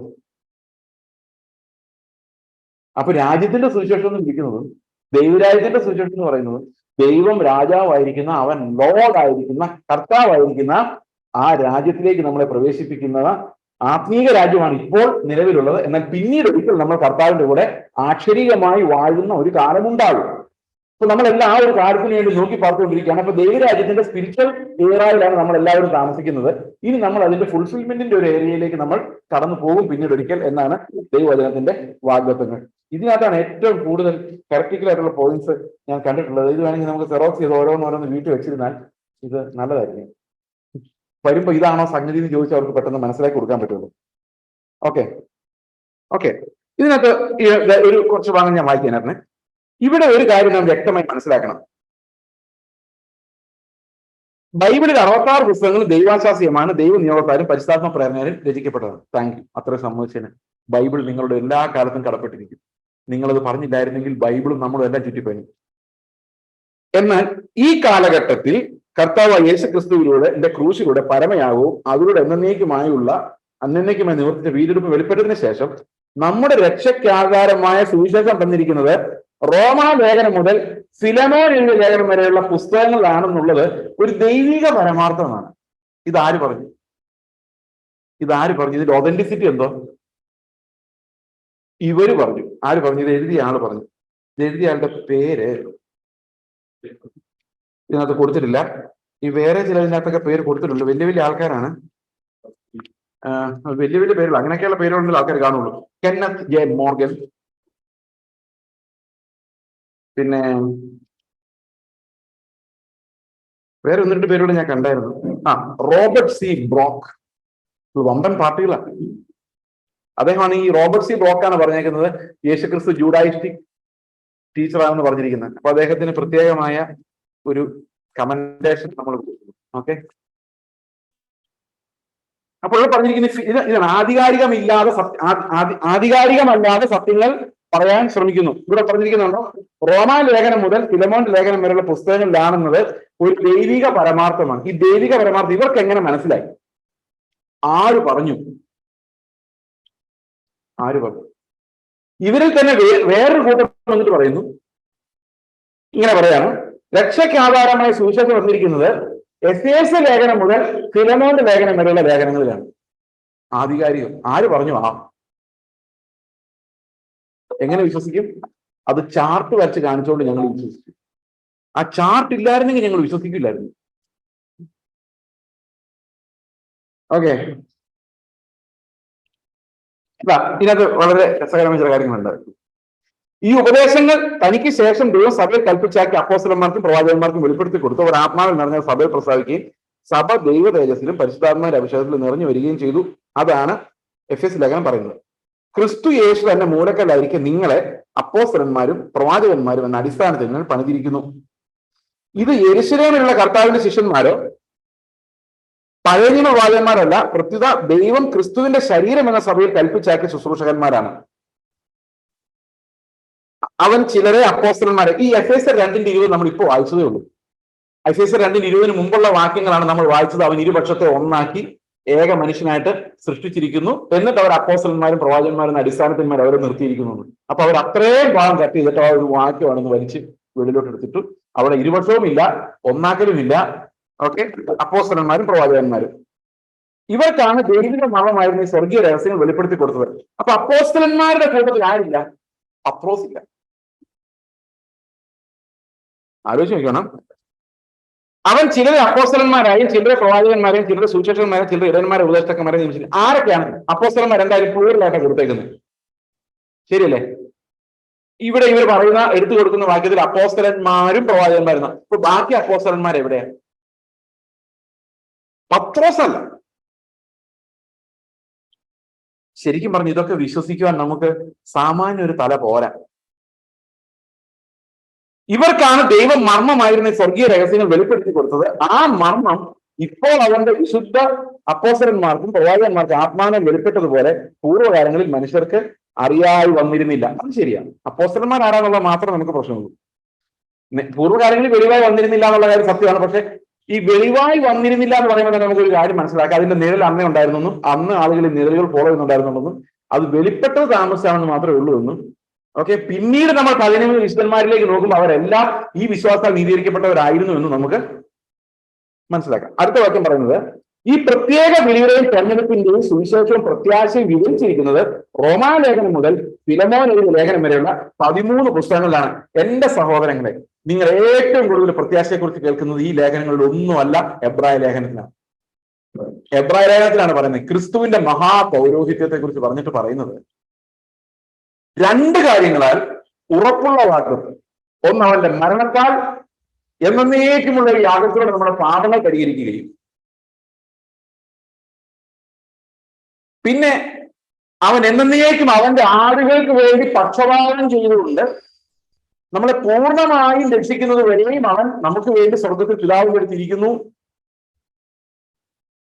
എന്നുള്ള ഏറ്റവും ഉറപ്പുള്ള പ്രത്യാശയുടെ വചനം നമ്മൾ എബ്രായ ലേഖനം വായിക്കുമ്പോൾ മുഴുവൻ കാണുന്നത് യേശുക്രിസ്തു എങ്ങനെ നമുക്ക് രക്ഷാദായകനായി മാറിയെന്നും, എങ്ങനെ സകലർക്കും രക്ഷ കൊടുത്തുവെന്നും, എങ്ങനെ അവൻ ക്രൂശിക്കപ്പെട്ടുവെന്നും, അവൻ എങ്ങനെയാണ് മഹാപുരോഹിതനായി ഇന്നും നമുക്ക് രക്ഷയുടെ ഉറപ്പ് നൽകുന്നതെന്നും ഉള്ളത് ഏറ്റവും വ്യക്തമായി രേഖപ്പെടുത്തിയിട്ടുള്ള എബ്രായ ലേഖനത്തിലാണ്. ഇവർക്ക് സംഭവിച്ചിരിക്കാൻ സാധ്യതയുള്ള കാര്യം ഞാൻ പറയാം. ഈ എബ്രായരെന്ന് കണ്ടപ്പോഴേ ആദ്യം ചിന്തിച്ചു, ഇത് നമ്മുടെ അല്ല. ഏതായാലും മങ്കുഴിപ്പൊടിക്കാർക്ക് ഒരു ലേഖനം എഴുതാത്തത് നമ്മുടെ ഭാഗ്യം. എബ്രായ ലേഖനം എന്ന് പറയുന്നത് എബ്രായരുടെയാണ്, അത് അങ്ങോട്ട് പോകട്ടെ. ഓക്കെ, റോമാക്കാരുടെ ലേഖനം അത് ഇങ്ങോട്ട് വന്നോട്ടെ. അത് എന്തിനാന്ന് ചോദിക്കരുത്, അത് ഇങ്ങോട്ട് പോന്നോട്ടെ. പിന്നെ വേറൊരു ഗുണമുണ്ട്, വേറൊരു കുഴപ്പമുണ്ട്. ഗുണമല്ല, കുഴപ്പം. ഈ എബ്രായ ലേഖനം ആർക്കും അറിയാൻ പറ്റും. സത്യം പറഞ്ഞാൽ ഞാൻ കേരളത്തില് പ്രസംഗിക്കാൻ വരുമ്പോൾ, പ്രസംഗം തുടങ്ങുമ്പോൾ 2013 അവസാനമാണ് ഞാൻ കേരളത്തിൽ പ്രസംഗിക്കാൻ തുടങ്ങുന്നത്. 2013 ഡിസംബറിലാണ് ആദ്യമായിട്ട് മല്ലപ്പള്ളിയിൽ ബൈബിൾ ക്ലാസ് നടക്കുന്നത്. അന്ന് ഞാൻ പൂർണ്ണമായിട്ട് കേരളത്തിൽ വന്നിട്ടില്ല, വന്നുകൊണ്ടിരിക്കുന്നേ ഉള്ളൂ. ഓക്കെ, ഈ എന്താ പറഞ്ഞോണ്ടിരുന്നേ? എബ്രായ അന്നത്തെ കാലത്ത് എന്നോടൊരു സഹോദരൻ, ഞങ്ങളുടെ കൂടെ ഉണ്ടായിരുന്ന സഹോദരൻ പറഞ്ഞു, ചെയ്സേ, എബ്രായ ലേഖനം പഠിക്കേണ്ടത് ഭയങ്കര അത്യാവശ്യമാണ്, ഞാൻ അതിനെക്കുറിച്ച് പഠിക്കാൻ പോവാണ്. അപ്പൊ എനിക്ക് ആകെ ടെൻഷൻ, അതിൽ എങ്ങനെ പഠിക്കാൻ പറ്റും? കാരണം അത് ഒരുമാതിരി ഒന്നും മനസ്സിലാകാതെ കുഴഞ്ഞു കിടക്കുന്ന പോലത്തെ ഒരു ഫീലിംഗ് ആയിരുന്നു ഇത്. എബ്രായ ലേഖനം ആദ്യം കാണുമ്പോൾ എനിക്കൊന്നും മനസ്സിലാകുന്നില്ല. അപ്പൊ വലിയൊരു പങ്കും ഈ ലേഖനം ശരിക്കും വായിച്ചിട്ടില്ല. അതാണ് ശരിക്കുള്ള റിയാലിറ്റി. നമ്മൾ നോക്കിക്കഴിഞ്ഞാൽ റോമാലേഖനമൊക്കെ അവിടെ നിന്ന് ഇവിടുന്ന് മനസ്സിലാവുന്നില്ലെങ്കിലും ചില കൊട്ടേഷൻസ് ഒക്കെ നമ്മൾ വായിക്കാറുണ്ട്. പക്ഷെ എബ്രായ ലേഖനത്തിൽ അവിടെ നിന്ന് 1-2 വാക്യങ്ങൾ അറിയാവുന്നതല്ലാതെ ഈ എബ്രായ ലേഖനം ആരും ഒരു സിസ്റ്റമാറ്റിക് വ്യവസ്ഥിതമായിട്ടും വായിച്ചിട്ടില്ല. വായിക്കുമായിരുന്നെങ്കിൽ ഉറപ്പായിട്ടും രക്ഷാനായകൻ എങ്ങനെയാണ് കഷ്ടത്തിലൂടെ പോയതെന്നും നമ്മൾ എങ്ങനെയാണ് അവന്റെ ആ നിത്യമായ യാഗത്താൽ എന്നേക്കുമായിട്ടുള്ള രക്ഷ പ്രാപിച്ചതെന്നും ഈ വിശ്വാസത്താലും കൃപയാലുമുള്ള രക്ഷ എങ്ങനെയാണ് പഴയ നിയമ ജൂഡായിസത്തിൽ നിന്ന് എങ്ങനെയാണ് ക്രിസ്തുവിന്റെ സഭ സെപ്പറേറ്റഡ് ആയിരിക്കുന്നതെന്നും. ശരിക്കും പറഞ്ഞാൽ എബ്രായ ലേഖനം ഇല്ലെങ്കിൽ നമുക്ക് ഈ പഴയ നിയമം പുതിയ നിയമം തമ്മിലുള്ള സെപ്പറേഷൻ തന്നെ ശരിക്കും മനസ്സിലാകത്തില്ല. എബ്രായ ലേഖനമാണ് പറയുന്നത് പഴയത് കഴിഞ്ഞു പോയി. പഴയതായതെല്ലാം നീങ്ങിപ്പോകാൻ അടുത്തിരിക്കുന്നു. എബ്രായ ലേഖനം 8-ാം അധ്യായം. പുരോഹിതന്മാർ വീണ്ടും വീണ്ടും അർപ്പിക്കുന്ന യാഗങ്ങൾ കൊണ്ട് പാപപരിഹാരം വരുത്തുവാൻ ഒരിക്കലും കഴിയുകയില്ല. ക്രിസ്തുവോ ഏകയാഗം കഴിച്ച് അവന്റെ ഏകയാഗത്താൽ വിശദീകരിക്കപ്പെടുന്നവർക്ക് സദാകാലത്തേക്കും സൽഗുണപൂർത്തി വരുത്തിയിരിക്കുന്നു, കാലാതീതമായ ഒരു സൽഗുണപൂർത്തി വരുത്തിയിരിക്കുന്നു എന്നാണ് നമ്മൾ വായിക്കുന്നത്. അപ്പൊ എബ്രായ ലേഖനം നമ്മളെ പഠിപ്പിക്കുന്നത്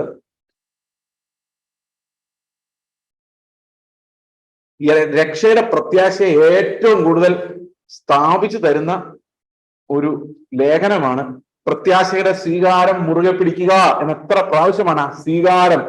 ആ സ്വീകാരം എന്ന വാക്ക്, അതായത് നങ്കൂരം, പ്രത്യാശ എന്ന നങ്കൂരം എന്ന വാക്ക്, സ്വർഗീയമായ പ്രത്യാശയെ കുറിച്ച് നമ്മൾ പരസ്പരം ഉത്സാഹിപ്പിക്കണം.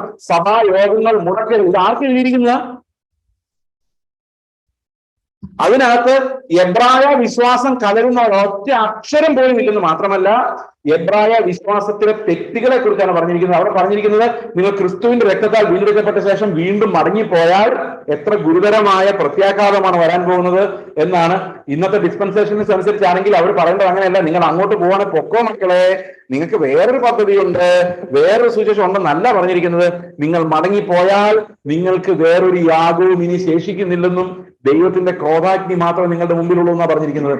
ഡിസ്പെൻസേഷനിസ്റ്റുകാരുടെ വാക്കിൽ പറയുകയാണെങ്കിൽ ഇങ്ങനെ പറയണമായിരുന്നു, നിങ്ങൾ പോയിക്കോളൂ, അവിടെ നിങ്ങൾക്ക് വേറൊരു പദ്ധതി ഒരുക്കിയിട്ടുണ്ട്, ഇതൊരു ബ്രാക്കറ്റ് പീരീഡ് ആണ്. പക്ഷെ അവിടെ പറഞ്ഞിരിക്കുന്നത് പോകരുതെന്നാണ്. എങ്ങോട്ട് പോകരുത്? ആ ജൂഡായുസവുമായിട്ടുള്ള ബന്ധം കട്ട് ചെയ്യുന്ന ഒരു ലേഖനമാണ് എബ്രായ ലേഖനം. അത് നമുക്കുള്ളതല്ലേ? ഈ നമുക്കുള്ളതല്ലെന്ന് ആരാ ഇവരോട് പറഞ്ഞത്? സ്വപ്നത്തിൽ ആരെങ്കിലും അരുളപ്പാട് കൊടുത്തോ? എബ്രായ ലേഖനം എഴുതിയത് ആരാന്ന് പോലും അവർക്ക് അറിയാൻ മേല. അതാണ് വേറെ കാര്യം.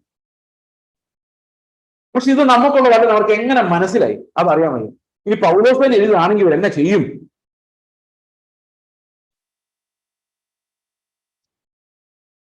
ആരെഴുതിയെന്ന് വയ്യപ്പോഴും ഞാൻ വിശ്വസിക്കുന്ന പൗലോസ് എഴുതിയതാണ്.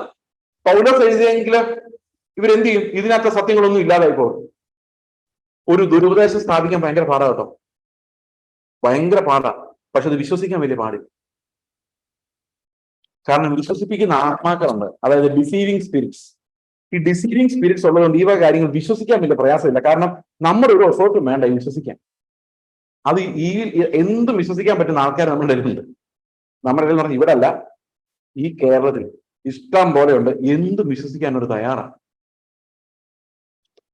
ഈ ഞാൻ പ്രസംഗിക്കുന്ന പ്രസംഗം ആൾക്കാർ കേൾക്കുമ്പോഴും ഞാൻ ചിന്തിക്കും, എന്ത് ദൈവം ഇവർ മുഴുവൻ കേട്ടിട്ടുള്ളല്ലോ ആണോ വിശ്വസിക്കുന്നത്? ഞാൻ അങ്ങനെ ചിന്തിക്കും, ഇവരിത് മുഴുവൻ വിശ്വസിച്ചോ? പക്ഷെ എനിക്ക് നിങ്ങൾക്ക് അതുകൊണ്ടാണ് ഞാൻ ഇടയ്ക്കിടയ്ക്ക് ഉറപ്പ് വരുന്നത്, ഞാൻ പറയുന്നത് ഞാൻ ഒറ്റയ്ക്ക് പറയുന്നതല്ല. എനിക്ക് അനേകം സാക്ഷികളുണ്ട്, അനേകം ചർച്ചകളുണ്ട്. ലോകത്തിലുള്ള ചർച്ചകളെല്ലാം ഇതാണ് പഠിപ്പിക്കുന്നത്, കൺസർവേറ്റീവ് ഗോസ്പൽ. നിങ്ങൾ സംശയം ഉണ്ടെങ്കിൽ എവിടെയെങ്കിലും പോയി ഏതെങ്കിലും കമന്റ് എടുത്ത് നോക്കിക്കോ. ഞാൻ കഴിഞ്ഞ ദിവസം എല്ലാവർക്കും പറഞ്ഞു, നിങ്ങൾ പ്ലേ സ്റ്റോറിൽ പോയി ക്ലിക്ക് ചെയ്തിട്ട് മലയാളം സ്റ്റഡി ബൈബിൾ എന്ന് സെർച്ച് ചെയ്യ്. പ്ലേ സ്റ്റോറിൽ അല്ലെങ്കിൽ ആപ്പ് സ്റ്റോറിൽ മലയാളം സ്റ്റഡി ബൈബിൾ എന്ന് സെർച്ച് ചെയ്യുക. അതിനകത്ത് എബ്രായ ലേഖനത്തിന്റെ വ്യാഖ്യാനമൊക്കെ ഞാൻ പറയുന്നതിനകത്ത് വ്യത്യാസമൊക്കെ ഉണ്ട്. ഓക്കെ, അതൊക്കെ വലിയ പ്രശ്നങ്ങളല്ല, ചെറിയ മൈനർ വിഷയങ്ങളേ ഉള്ളൂ. ഓക്കെ, പക്ഷെ അത് നിങ്ങൾ വായിച്ചു നോക്ക്. നമ്മൾ പറയുന്ന 90%, 98% കാര്യങ്ങൾ അതിനകത്തുണ്ട്. അപ്പൊ എനിക്ക് സാക്ഷികൾ ഒത്തിരി ഉണ്ട്. അതുകൊണ്ടാണ് ഞാൻ പിന്നെയും പറയുന്നത്, നിങ്ങൾ എന്നെ വിശ്വസിക്കരുത്, ഈ സാക്ഷ്യ പുസ്തകങ്ങൾ വിശ്വസിക്കൂ. അല്ലെങ്കിൽ വേണ്ട, പച്ചയായി ബൈബിൾ വായിച്ചു നോക്കൂ. നിങ്ങൾക്ക് സംശയം ഉണ്ടോ? ഏതെങ്കിലും ഒരു അക്രൈസ്തവനെ വിളിച്ചു ചോദിക്കൂ ഇതിന്റെ അർത്ഥം എന്താണെന്ന്. ഏതെങ്കിലും ഡിനോമിനേഷനിൽപ്പെട്ടവരെ വിളിച്ചു ചോദിച്ചാൽ ഓരോന്നായിരിക്കും പറയുന്നത്. നിങ്ങൾ ഒരു വിവരവും ഇല്ലാത്ത, തിയോളജി ഒന്നും അറിയാൻ മേത്തൊരു ലാംഗ്വേജും പറ്റി ഇതിനെ വിളിച്ചു ചോദിക്കും, എനിക്കിത് വായിച്ചിട്ട് ഇങ്ങനെ മനസ്സിലായി, നിങ്ങൾക്ക് എന്താ മനസ്സിലാകുന്നത് കറക്റ്റായിട്ട് പറഞ്ഞുതരും. കാരണം മലയാളം ബൈബിൾ ട്രാൻസ്ലേറ്റ് ചെയ്യാൻ വേണ്ടി ഒത്തിരി അവിശ്വാസികൾ ഉപയോഗിച്ചായിരുന്നു. കാരണം വിശ്വാസിനെ ഇരുത്തി അവരുടെ സഭയുടെ അനുസരിച്ച് ഉപദേശം വളച്ചൊളിക്കും. അപ്പൊ വെളിയിലുള്ളവരാണ് അങ്ങനത്തെ ഒരു ഭാരമില്ല, അവർക്ക് ഭാഷ മാത്രം അറിയില്ല. നേരെ തമിഴ് ബൈബിൾ നോക്കുന്നു, മലയാളത്തിലേക്ക് അക്ഷരങ്ങൾ പഠിക്കും. എനിക്ക് ഗ്രീക്ക് വായിക്കുന്നു, അത് പല ആശയങ്ങൾ കൊണ്ടിരുന്നു. അപ്പൊ തമിഴിൽ നിന്ന് മലയാളത്തിൽ ട്രാൻസ്ലേറ്റ് ചെയ്തൊക്കെ തമിഴ് പണ്ഡിതന്മാരും മുൻഷിമാരും ഒക്കെ ഉണ്ട്. ഓക്കെ അല്ലേ? അപ്പോൾ ഇതാണ് ഇതിനകത്തുള്ള പരിപാടികൾ. ആയതിനാൽ ഇതാ റോമാലേഖനം മുതൽ ഫിലമോൻ എഴുതിയ ലേഖനം വരെയുള്ള 13 പുസ്തകങ്ങളിലാണ് സത്യങ്ങളുള്ളത്. അപ്പൊ എബ്രായ ലേഖനത്തിലൊന്നും ഇല്ല കേട്ടോ. യോഹന്നാൻ പറയുന്ന സ്നേഹം നമുക്കുള്ളതല്ല, അതേക്ക് യഹൂദന്മാരെ സ്നേഹിച്ചോളൂ. നമ്മൾ ഇനി സ്നേഹിക്കാനൊന്നും പോകണ്ട, ഉള്ള നേരത്തെ നമ്മൾ ഒന്നും ചെയ്യണ്ട. ഇത് ഹൈപ്പർ ഗ്രേസിന്റെ വേറൊരു വകഭേദമാണ്. അതായത് ഇതിനകത്തൊരു വലിയ പ്രതിസന്ധി എന്താണെന്ന് വെച്ച് കഴിഞ്ഞാൽ, വേദപുസ്തകത്തിൽ വിശുദ്ധീകരണത്തെ കുറിച്ച് പറയുന്ന ഒരു അധ്യായങ്ങൾ ഒരു കൈകാര്യം ചെയ്യുന്നില്ല. പത്രോസിനെ തൊടുന്നില്ല. വിശുദ്ധീകരണത്തിന്റെ ഏറ്റവും സിസ്റ്റമാറ്റിക് ആയിട്ടുള്ള പ്രസന്റേഷൻ ഉള്ള പത്രോസിന്റെ ലേഖനത്തിൽ എബ്രായ ലേഖനത്തിലാണ്. തൊടുന്നില്ല. കാരണം ഇത് ഹൈപ്പർ ഗ്രേസിന്റെ ഒരു വകഭേദമാണ്. ഹൈപ്പർ ഗ്രേസ് എന്തില്ല? സാങ്ക്ടിഫിക്കേഷൻ ഇല്ല. ദൈവം നമ്മളെ സൗജന്യമായി നീതീകരിച്ച് നമ്മളെല്ലാം സ്വർഗത്തിൽ പോകും. No question of sanctification. നമ്മൾ വിശുദ്ധീകരിക്കപ്പെടുന്നില്ല. നമ്മൾ വിശുദ്ധിയോടുകൂടി കർത്താവിന്റെ നിർത്ത കാര്യം പറയുന്നില്ല. അപ്പൊ ഹൈപ്പർ ഗ്രേസുകാരുടെ ഒരു നെസസിറ്റി ആയിരുന്നു എന്താ? ഈ സാങ്ക്ടിഫിക്കേഷൻ പഠിപ്പിക്കുന്ന ഗോസ്പലുകളെ തള്ളിക്കളയുക എന്നുള്ളത്.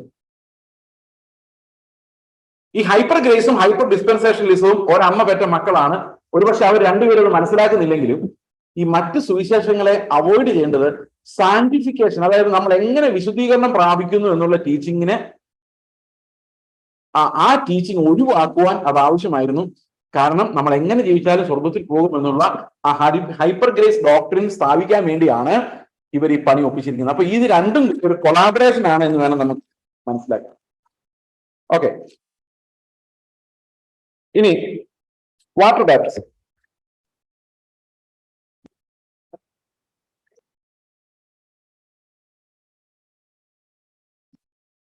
നമ്മുടെ സംഭവം ഇതിനകത്താണ് ഇരിക്കുന്നത്. ഓക്കെ, എന്റെ ദൈവം, ഇതിന് ഇവർ വേറെ ഏതെല്ലാം പേപ്പറിൽ എവിടെ ഇറക്കിയിട്ടുണ്ടോ എന്ന് അറിയത്തില്ല. The great commission versus grace commission. അപ്പൊ കർത്താവ് പറഞ്ഞ ഗ്രേറ്റ് കമ്മീഷൻ നമ്മുടെ അല്ല, പിന്നെ നമുക്കുള്ളത് ഗ്രേസ് കമ്മീഷൻ. അതെന്താന്ന് നമുക്കൊന്ന് നോക്കാം. കർത്താവിനെ ഫുള്ളി തള്ളിക്കളഞ്ഞിരിക്കുന്നു. അതിനകത്ത് അവർ പറയുന്നത് സകല ജാതികളോട് സുവിശേഷം പറയുന്നുള്ളത് കർത്താവ് 2000 വർഷങ്ങൾക്ക് ശേഷമുള്ള അവസ്ഥയെ മുൻകൂട്ടി കണ്ടു പറഞ്ഞതാണ്. നമുക്ക് നോക്കാം. ഈ ദൈവത്തിന് പലപ്പോഴും പരാജയം വരികയും പിന്നെ ദൈവം തിരുത്തുകയും ചെയ്യുന്ന ഈ പലപ്പോഴും മറ്റൊരു മതഗ്രന്ഥത്തിൽ ഇത് പിന്നെയും വരുന്നുണ്ട്. അതായത് ഖുറാനിൽ അങ്ങനെ പല ആയത്തുകളും തിരുത്തിയതായിട്ടും പിന്നെ രണ്ടാമത് കൊടുത്തതായിട്ടും ഒക്കെ നമ്മൾ ഇത് അതുപോലത്തെ ഏതാണ്ട് ഒരു പരിപാടിയാണ് ഇത്.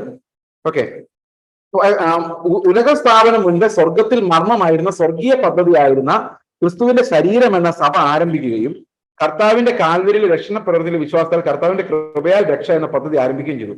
ആ മർമ്മം ഇപ്പോൾ അവന്റെ വിശുദ്ധ അപ്പോസ്തലന്മാർക്കും പ്രവാചകന്മാർക്കും ആത്മാവിനെ വെളിപ്പെട്ടതുപോലെ പൂർവ്വകാലങ്ങളിൽ മനുഷ്യർക്ക് അറിയായി വന്നിരുന്നില്ല.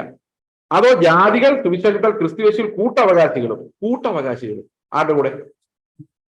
ഏക ശരീരസ്ഥരും വാക്ക് പങ്കാളികളുമാകണം എന്നുള്ളത്. അതിനകത്ത് യഹൂദന്മാരെയും ഇവരെയും കൂട്ടിച്ചേർത്ത കാര്യം അവര് വിട്ടു കളഞ്ഞു. ആ സുവിശേഷത്തിന് ഞാൻ അവന്റെ ശക്തിയുടെ വ്യാപാര പ്രകാരം എനിക്ക് ലഭിച്ച ദൈവത്തിന്റെ കൃപാദാനത്താൽ ശുശ്രൂഷക്കാരനായിരിക്കുന്നു. ഈ മാർഗത്തിലാണ് നാം ഇന്ന് രക്ഷിക്കപ്പെടുന്നത്. ഇതാണ് ഗ്രേസ് ഗോസ്പൽ. എങ്ങനെയുണ്ട്? ഞാൻ നേരത്തെ പറഞ്ഞില്ലേ, ഹൈപ്പർ ഗ്രേസും ഇത് തമ്മിലുള്ള ബന്ധം. അടുത്ത വാക്യം ഇങ്ങനെയാണ്: അല്ലെങ്കിൽ ക്രൂശിലൂടെ തുറന്ന കൃപയാലുള്ള രക്ഷ. ഓക്കെ, ഈ മഹാസുവിശേഷം ലോകത്തെ അറിയിക്കുവാൻ സ്വർഗത്തിന്റെ സ്ഥാനാപതികളായി ദൈവം നമ്മെ നിയോഗിച്ചു. ഇതൊക്കെ ശരിയാണ് കേട്ടോ, ഇതെല്ലാം തത്വത്തിൽ ശരിയാണ്. ആകയാൽ ഞങ്ങളെപ്പോലെ തന്നെ നിങ്ങളും ക്രിസ്തുവിന്റെ അനുകാരികളായി സ്വർഗത്തിന്റെ സ്ഥാനാപതികളായി സുവിശേഷം അറിയിപ്പനെന്ന് ക്രിസ്തുവിന് പകരം അപേക്ഷിക്കുന്നു. അത് പിതാവായ ദൈവം കർത്താവ് തന്ന മഹാദൗത്യത്തിലാണ് ഇന്ന് രക്ഷിക്കപ്പെട്ടിരിക്കുന്നത്. ഓക്കെ, അത് പിതാവായ ദൈവം കർത്താവ് തന്ന ഈ മഹാദൗത്യത്തിലാണ് നാം ഇന്ന് രക്ഷിക്കപ്പെട്ടിരിക്കുന്നത് എന്നാണ് ക്രിസ്തീയ സമൂഹം ഒട്ടാകെ വിശ്വസിച്ചിരിക്കുന്നത്. ആകെ കൺഫ്യൂഷൻ ആണല്ലോ ഇത്. അടുത്ത വാക്യം: എന്നാൽ ഇതല്ല ഇന്നത്തെ രക്ഷാദൗത്യം. ഓക്കെ, അവിടെ പറഞ്ഞിരിക്കുന്നത് ഞാൻ രാവിലെ പറഞ്ഞ കാര്യമാണ്. യേശുക്രിസ്തുവിന്റെ ക്രൂശാകുന്ന ഇടർച്ചക്കരമേ തട്ടിയിടേറെ യഹൂദൻ പരിശുദ്ധാത്മാവിന് ഇവരോട് ദൂഷണം പറഞ്ഞ് സ്തെഫാനോസിനെ എറിഞ്ഞു കൊല്ലുമ്പോൾ അവരെ ദൈവം കൈവിട്ടു. തന്മൂലം അവർക്ക് അനുഗ്രഹത്തിനും നിത്യജീവനുമായി കൊടുത്ത മഹാദൗത്യം പ്രാവർത്തികമല്ലാതായി പോയി. ഏകദേശം 6 നൂറ്റാണ്ടിന്റെ അവസാനത്തോടെ തന്നെ ദൈവം അതിനെ പ്രവർത്തനരഹിതമാക്കി. ഏതിനെ? മഹാദൗത്യത്തെ. അപ്പൊ അതിനകത്ത് സകല ജാതികളുടെ കാര്യം പറയുന്നുണ്ടല്ലോ എന്ന് പറഞ്ഞു കഴിഞ്ഞാൽ അതും മിണ്ടതില്ല. ഇതൊക്കെ മറുപടി പറയേണ്ടി വരുന്നതിനകത്ത് നമുക്കൊരു എന്താ പറയുന്ന ഒരു ഇന്റലക്ച്വൽ നത്തിങ്നെസ് അനുഭവപ്പെടുന്നത്. ഇവരൊക്കെ എന്തിനു മറുപടി പറയുന്നത് നമുക്ക് തോന്നും. കാരണം അത്രയ്ക്ക് ഒബ്വിയസ് റോങ് ആണ് ഇതെല്ലാം. ഒബ്വിയസ്ലി റോങ് ആണ്. യഹൂദന്റെ ദേശം നശിപ്പിച്ച് ഞങ്ങൾ മുഖാന്തരം പ്രബോധിപ്പിക്കുന്ന പോലെ ആകുന്നു. ഈ കർത്താവിന്റെ ക്രൂശാണ് നമ്മുടെ സുവിശേഷം. അതാണ് ഇന്നത്തെ രക്ഷാമാർഗം. സഹോദരങ്ങളെ, ഇതേ ക്രൂശ് നമുക്ക് മാത്രമല്ല യഹൂദന്മാർക്കും അത് മാത്രമേ ഉള്ളൂ വഴി എന്ന് പറയില്ല. അവരെ കട്ട് ചെയ്യാൻ വേണ്ടി ഓടി നടക്കുന്ന പോലെ. അവരെ മാത്രമല്ല, യഹൂദന്മാരെ രക്ഷയിൽ നിന്ന് കട്ട് ചെയ്ത് വിശ്വസിക്കുന്നവരെ പോലും കട്ട് ചെയ്ത് കളയാൻ വേണ്ടിയും അപ്പോസ്തലന്മാരെ തന്നെ വിഭജിക്കാൻ വേണ്ടിയുമുള്ള പരിപാടിയാണിത്. ഓക്കെ, അവിടെ പറഞ്ഞിരിക്കുന്നത്: ആകയാൽ നിങ്ങൾ പുറപ്പെട്ടു പിതാവിന്റെയും പുത്രന്റെയും പരിശുദ്ധാത്മാവിന്റെ നാമത്തിൽ സ്നാനം കഴിപ്പിച്ചു ഞാൻ നിങ്ങളോട് കൽപ്പിച്ചതൊക്കെ പ്രമാണിപ്പാൻ തക്കവണ്ണം ഉപദേശിച്ചും കൊണ്ട് സകല ജാതികളെയും ശിഷ്യരാക്കിക്കൊള്ളുവിൻ, ഞാനോ ലോകാവസാനത്തോടെ എല്ലാ നാളും നിങ്ങളുടെ കൂടെ ഉണ്ടെന്ന് അരുളി ചെയ്തു. കർത്താവ് തന്നാൽ ഇത് പേജ് മാറിപ്പോയി കേട്ടോ. അതാണ് എൻ്റെ പ്രശ്നം. നമ്മൾ ഇത് ഈ ഒന്നാമത്തെ പേജ് കഴിഞ്ഞിട്ട് ഇത് അവർ കാണുവാണെങ്കിൽ അവരെ മാറ്റി പ്രിന്റ് ചെയ്യുമായിരിക്കും. അപ്പൊ ഒന്നാമത്തെ പേജ് കഴിഞ്ഞിട്ട് രണ്ടാമത്തെ പേജ് അല്ല, ഇതാണ് രണ്ടാമത്തെ പേജ്. ഒന്ന് വായിക്കാം, അത് ചേർത്തൊന്ന് വായിക്കാം, മനസ്സിലാക്കാം. മത്തായി 22:19-20. ആകയാൽ നിങ്ങൾ പുറപ്പെട്ട് പിതാവിന്റെയും പുത്രന്റെയും പരിശുദ്ധാത്മാവിന്റെ നാമത്തിൽ സ്നാനം കഴിപ്പിച്ചു, ഞാൻ നിങ്ങളോട് കൽപ്പിച്ചതൊക്കെയും പ്രമാണിപ്പാൻ തക്കവണ്ണം ഉപദേശിച്ചും കൊണ്ട് സകല ജാതികളെയും ശിഷ്യരാക്കി. സകല ജാതികൾ എന്നുള്ളതിനെ കുറിച്ച് ഒരു എക്സ്പ്ലനേഷൻ ഒരിടത്തും ഇല്ല. ഓക്കെ, അപ്പൊ സകല ജാതികളെ ശിഷ്യരാക്കുവാനുള്ള ദൈവത്തിന്റെ പദ്ധതി യഹൂദന്മാർ അവിശ്വസിച്ചത് കൊണ്ട് ഇല്ലാതായിപ്പോയി. എങ്ങനെയുണ്ട് ഐഡിയ? നല്ല ബുദ്ധിയല്ലേ? മനസ്സിലാവുന്നുണ്ടോ ഞാൻ പറയുന്നത്? ഒന്നുകൂടെ ശ്രദ്ധിക്കുക.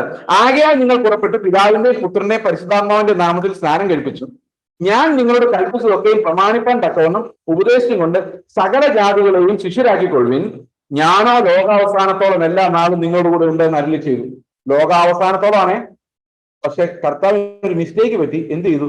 ഈ അപ്പോസ്തല പ്രവൃത്തികൾ പകുതി ആയപ്പോഴേക്കും കർത്താവ് ആ വാക്ക് പിൻവലിച്ചു, മഹാദൗത്യം ക്യാൻസൽ ചെയ്തു. എന്റെ കർത്താവ് പറഞ്ഞ ഈ മഹാദൗത്യത്തിലാണ് ഇന്ന് നാം രക്ഷിക്കപ്പെടുന്നതെന്നാണ്. ഇതാണ് എന്റെ കണ്ടിന്യൂഷൻ. ആണ് ക്രിസ്തീയ സമൂഹം ഒട്ടാകെ വിശ്വസിച്ചിരിക്കുന്നത്. എന്നാൽ ഇതല്ല ഇന്നത്തെ ക്രിസ്തീയ ദൗത്യം. ഇത് കേട്ട് വിശ്വസിക്കുന്നവരെ ഓർത്ത് നമുക്ക് പ്രാർത്ഥിക്കാം. എനിക്ക് തോന്നുന്നു അവരെന്തായാലും രക്ഷയുടെ ഒരു സുവിശേഷം കേട്ടിട്ടുണ്ടാവില്ല. ബൈബിളിനോടുള്ള ഒരു ബേസിക് റെസ്പെക്ട് പോലും അവർക്ക് ഉണ്ടാകാൻ സാധ്യതയില്ല. അല്ലെങ്കിൽ ഇങ്ങനെയുള്ള കാര്യങ്ങൾ എങ്ങനെയാണ് വിശ്വസിക്കുന്നത്? ഇതിനകത്ത് രണ്ട് കാര്യങ്ങളാണ് ഇവർ പറയുന്ന ആർഗ്യുമെന്റിന് തന്നെ എതിരെ നിൽക്കുന്നത്. എന്തൊക്കെയത്? ഒന്ന്, സകല ജാതികളെ ശിഷ്യരാക്കിക്കൊള്ളു. രണ്ട്, ഞാനോ ലോകാവസാനത്തോളം നിങ്ങളോട് കൂടെ ഇരിക്കും. അപ്പൊ ലോകാവസാനത്തോളം ഉള്ള ഒരു പ്ലാൻ കർത്താവ് എന്ത് ചെയ്തു? അപ്പോസ്തല പ്രവൃത്തികളായി കഴിഞ്ഞപ്പോ തൽക്കാലത്തേക്ക് നിർത്തിവെച്ചു. എന്നിട്ട് ഇവർ പറയാണ് ലോകാവസാനത്തിൽ പിന്നെയും തുടങ്ങുന്നത്. അപ്പൊ ഇത് വ്യാഖ്യാനിക്കണമെങ്കിൽ കുറച്ച് എഫേർട്ട് വേണം. നമുക്ക് ബുദ്ധി കൊണ്ട് ഇത് മനസ്സിലാക്കാൻ സാധിക്കില്ല. ആ ദുരാത്മാവ് ഉള്ളവർക്ക് മാത്രമേ ഇത് കൃത്യമായിട്ട് മനസ്സിലാക്കാൻ സാധിക്കൂ. ഓക്കെ, അത് ഇതിങ്ങനെയാണ്. ഒന്നാമത്തെ പേജ് കഴിഞ്ഞ് മൂന്നാമത്തെ പേജ്, പിന്നെ രണ്ടാമത്തെ പേജ്, പിന്നെ നാലാമത്തെ പേജ്, ഇങ്ങനെ വായിക്കണം. അത് അവരുടെ ഉപദേശം പോലെ തന്നെ ഇതെല്ലാം പലതിൽ ഞാൻ ഇരിക്കുന്നു. ഇനി ഇതിനകത്ത് വേറെ ഇത് ഇംഗ്ലീഷിലുള്ള സ്നാനത്തെ കുറിച്ചാണ്. മലയാളത്തിൽ ഇത് വായിക്കാം. നമ്മൾ മലയാളം പ്രസംഗമാണല്ലോ. രണ്ട് ട്രാക്ക് കൂടെ ഉണ്ട്. പെട്ടെന്ന് സമയം പോയിക്കൊണ്ടിരിക്കുന്നു. ജലസ്നാനം ഇന്ന് രക്ഷയ്ക്ക് ആവശ്യമാണ്. നമ്മൾ ഇതിനകത്ത് ചില ഭാഗങ്ങൾ രാവിലെ വായിച്ചായിരുന്നു. അതിനകത്ത് ഇവർ പറയുന്നത് ഈ പറയുന്ന ട്രാക്ട് മുഴുവൻ കറക്റ്റാണ്. ജലസ്നാനം രക്ഷയ്ക്ക് ആവശ്യമോ? ആവശ്യമില്ല. ഈ മുഴുവൻ കറക്റ്റാന്ന് വെച്ച് കഴിഞ്ഞാൽ അതിനകത്ത് ഈ സ്നാനത്തെ യഹൂദ സഭയ്ക്ക് വേണ്ടി മാത്രമുള്ളതാണ്. പിന്നെ തെറ്റാണ്. അത് എല്ലാവർക്കും ഉള്ളതാണ്. പക്ഷെ സ്നാനത്താൽ ഒരു മനുഷ്യനും ഒരു കർമ്മത്താലും രക്ഷിക്കപ്പെടുന്നില്ല. അത് യഹൂദൻ രക്ഷിക്കപ്പെടുന്നില്ല, യവനും രക്ഷിക്കപ്പെടുന്നില്ല, ആരും കർമ്മമാർഗത്താൽ രക്ഷിക്കപ്പെടുന്നില്ല. എല്ലാവരും വിശ്വാസ മാർഗത്താലാണ് രക്ഷിക്കപ്പെടുന്നത്. ഓക്കെ, അതുകൊണ്ട് ആ സ്നാനം എന്നുള്ള വിഷയം അവിടെ നമുക്ക് അവസാനിപ്പിക്കാം. അടുത്തത്, ഈ പൗലോസിന്റെ മാനസാന്തരം നമ്മുടേതുപോലൊരു മാനസാന്തരം അല്ലായിരുന്നു എന്നുള്ള വിശ്വാസം. അപ്പൊ പൗലോസിന്റെ സാൽവേഷൻ മാത്രമാണ് നമ്മുടെ ഒരു രീതിയിലുള്ള. ഓക്കെ, അപ്പൊ പൗലോസിന്റെ സാൽവേഷൻ തന്നെയാണ് നമ്മുടെ രക്ഷ. ആ രീതിയിലുള്ളതാണ്. ബാക്കിയുള്ളതെല്ലാം വ്യത്യസ്തമാണെന്നാണ് അവർ പറയുന്നത്.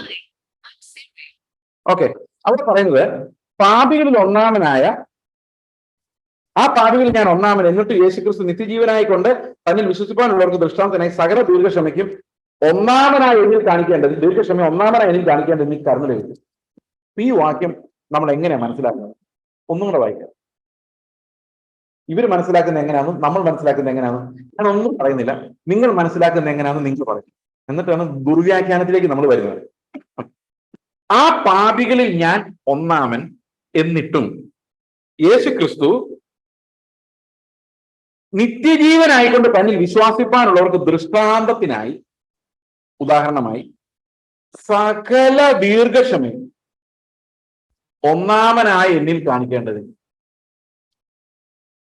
എനിക്ക് കരുണ ലഭിച്ചു എന്ന് പറഞ്ഞാൽ അർത്ഥം നമ്മൾ എന്താ മനസ്സിലാക്കി? നിങ്ങൾക്ക് ആർക്കെങ്കിലും ഒന്ന് വിശദീകരിക്കാം ഇതിനെക്കുറിച്ച്? ആരും വിശദീകരിച്ചില്ലെങ്കിൽ ഇപ്പൊ അർജുൻ വിശദീകരിക്കുന്നതായിരിക്കും,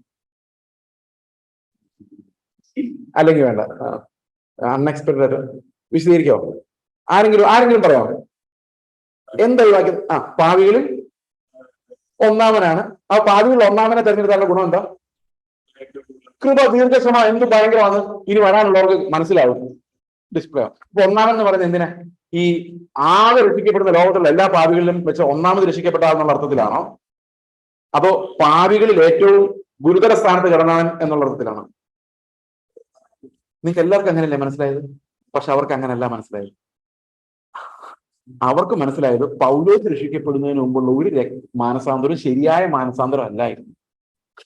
അതല്ല യേശു ക്രിസ്തുവിനെ ക്രൂശിൽ തറച്ചതിലുള്ള അനുതാപമായിരുന്നു.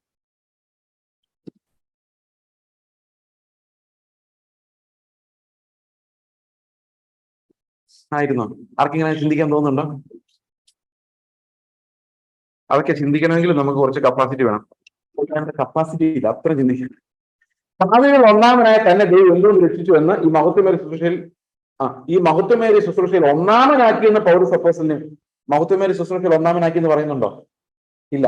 കൃപയിൽ, അല്ലെ, കൃപ ലഭിക്കുന്ന കാര്യം. ഇപ്പൊ ഞാനൊരു കാര്യം പറഞ്ഞ എന്റെ ഉത്ബോധം അനുസരിച്ച് ഇവിടെ ഇരിക്കുന്നവരിൽ ഏറ്റവും കൃപ ലഭിച്ച ആള് ഞാനാണ്. അപ്പൊ ആ പാപികളിൽ, ഈ ഇരിക്കുന്ന പാപികളിൽ ഞാൻ ഒന്നാമൻ എന്ന് പറഞ്ഞാൽ അർത്ഥം എന്നാ? ഇവിടെ ഏറ്റവും കൂടുതൽ ദീർഘക്ഷമ ലഭിച്ച ആൾ ഞാനാണ്, ഇപ്പോഴും ഞാനാണ് എന്ന് ഞാൻ വിശ്വസിക്കുന്നു. അത് ഞാൻ ചുമ്മാ ഈ സ്റ്റേജിൽ നിൽക്കുമ്പം വിനയം കാണിക്കാൻ വേണ്ടി പറയുന്നൊരു ഡയലോഗല്ല. അത് ഏത് മനുഷ്യന്റെ ഹൃദയത്തിനകത്തേക്ക് ഒരു ടോർച്ച് അടിച്ച് നോക്കിയാൽ മനസ്സിലാവുന്ന കാര്യമുള്ളൂ. ആ പാപികളിൽ ഞാൻ ഒന്നാമൻ. അപ്പം ദൈവത്തിന് എന്തുമാത്രം ക്ഷമിക്കാൻ പറ്റുമെന്ന് അറിയാൻ വേണ്ടി നിങ്ങൾ എല്ലാവരും മനസ്സിലാക്കിക്കോളാൻ പറഞ്ഞുകൊണ്ട് ദൈവം ഒരുത്തിനെ തെരഞ്ഞെടുത്ത് വെച്ചിരിക്കുന്നു. പക്ഷെ എന്റെ പാപങ്ങളൊന്നും ആർക്കും അറിയാൻ മേലാത്തതുകൊണ്ട് ആർക്കും അത് മനസ്സിലാവുന്നില്ലെന്ന് മാത്രം. പക്ഷെ പൗലോസിനെ തെരഞ്ഞെടുത്തപ്പോഴും പൗലോസിന്റെ പാപം ആർക്കും മനസ്സിലാവുന്നില്ല. കാരണം ഭയങ്കര ഡീസന്റ് ആയിരുന്നു പൗലോസ് ആദ്യം. പക്ഷെ എന്നിട്ട് പൗലോസിന് മനസ്സിലാകുന്ന പാപം എന്ന് പറയുന്നത് പക്ഷെ അത് ലൈഫിലൂടെ മനസ്സിലാകുന്നത്. ഈ പാപബോധം ഒരാളിൽ എന്തുമാത്രം ഉണ്ടെന്നുള്ള കാര്യം. അപ്പൊ ഒന്നാമനെന്ന് പറയുന്നത് ശരിക്കും കർത്താവിന്റെ കൃപ ലഭിച്ചതിൽ ഒന്നാമതെന്നാണ്. അതായത് ഏറ്റവും പാപിയായ മുമ്പോട്ട് വരൂ എന്ന് പറയുമ്പോൾ ആദ്യം ഓടി ചെല്ലുന്ന ആളാണ്. അതാണ് എന്താ, അങ്ങനെയല്ലേ നമുക്ക് എല്ലാവർക്കും മനസ്സിലാകുന്നത്? പക്ഷെ അവർക്ക് അങ്ങനെ മനസ്സിലാകുന്നില്ല. ഇതിനകത്ത് വേറൊരു പ്രശ്നങ്ങൾ, ഈ പരിശുദ്ധാത്മാവിനെതിരെയുള്ള ഒരു ദൂഷണം ക്ഷമിക്കില്ല എന്ന് പറഞ്ഞിട്ടുണ്ടല്ലോ. കർത്താവ് പറഞ്ഞ മഹാഭാവമാണ് പൗലോസിനാലൂടെ ചെയ്യപ്പെട്ടത്. പൗലോസാണ് സ്തെഫാനോസിന്റെ കൊലപാതക കാരണമായി കല്ലേറിന് ഉത്തരവിട്ടത്. അങ്ങനെ ബൈബിളിൽ ഒരിടത്തും പറയുന്നില്ല. അവന്റെ കൊല പൗലോസിന് സമ്മതമായിരുന്നു മാത്രമേ പറയുന്നുള്ളൂ. It was only an agreement. ഇവിടെയാണ് നമ്മൾ വളയ്ക്കുക മാത്രമല്ല, വേണ്ടി വന്നാൽ ഒടിക്കുകയും ചെയ്യുമെന്ന് നമ്മൾ തെളിയിച്ചുകൊണ്ടിരിക്കുന്നത്. അതുകൊണ്ടാണ് ആ പാപികളിൽ ഒന്നാമനെന്ന് പൗലോസ് പറയാൻ കാരണം. എന്നിട്ടും യേശു ക്രിസ്തു നിത്യജീവനായിക്കൊണ്ട് തന്നെ വിശ്വസിപ്പാനുള്ളവർക്ക് കരുണ ലഭിച്ചു. ഇത് കൃപായുഗമാണ്, ക്രിസ്തുവിന്റെ ശരീരമാകുന്ന സഭയുടെ കാലഘട്ടമാണ്. ഈ കാലഘട്ടത്തിൽ ദൈവം ഏതെങ്കിലും ഒരു ജനതയ്ക്കോ രാജ്യത്തിനോ ഒരു പ്രത്യേകതയോ പ്രാമുഖ്യമോ കൽപ്പിച്ചിട്ടില്ല. ഓക്കെ, ഇതിനകത്ത് മറ്റു വേറെ കുഴപ്പങ്ങളൊന്നുമില്ല. ഈ ഒരൊറ്റ കാര്യം മാത്രമേ ഉള്ളൂ. ഈ ഒന്നാമൻ എന്നുള്ള ആ പ്രയോഗം മാത്രമാണ് ഈ ട്രാക്കിനകത്തുള്ള പ്രശ്നം. ഓക്കെ, ഇനി നമുക്ക് വേറൊരു കാര്യം നോക്കാം. ഈ പൗലോസിന്റെ മാനസാന്തരം നമുക്കൊരു പാറ്റേൺ ആണെങ്കിൽ പൗലോസ് സ്നാനപ്പെട്ടതുപോലെ നമ്മളും സ്നാനപ്പെടേണ്ടതല്ലേ എന്നൊരു ചോദ്യം അവിടെ ഉണ്ടാകും എന്ന് ഇവർക്ക് മനസ്സിലായതുകൊണ്ട് അവർ പറയാണ്, അദ്ദേഹത്തിന് യേശുക്രിസ്തുവിനെ കണ്ടതോ സ്നാനപ്പെട്ടതോ കണ്ണു തുറന്നതോ ഒന്നും നമുക്ക് അതുപോലെ സംഭവിക്കണമെന്നില്ല. എങ്ങനെയുണ്ടത്? അപ്പോൾ മാനസാന്തരം എന്ന് പറയുന്ന കൃപയാലുള്ള മാനസാന്തരം പൗലോസിനാണ് ആദ്യമായിട്ട് കൃപയാലുള്ള മാനസാന്തരം ലഭിച്ചതെന്നാണ് ഇവർ പറയുന്നത്. അതുവരെയുള്ള മാനസാന്തരങ്ങളൊന്നും കൃപയാലുള്ള മാനസാന്തരമായിരുന്നില്ല. ഒറ്റ കാര്യം ഉണ്ടായിരുന്നുള്ളൂ, നിങ്ങൾ കർത്താവായ യേശു ക്രിസ്തുവിൽ വിശ്വസിക്കുന്നുവോ? അങ്ങനെയായിരുന്നില്ലേ? നിങ്ങൾ വിശ്വസിച്ചാൽ എന്നായിരുന്നു അല്ലേ? ആ വിശ്വാസത്താലുള്ള മാനസാന്തരം, ഞാൻ എന്റെ ഭാഷയിൽ പറയാണ്, അവരുടെ ഭാഷയിലല്ല.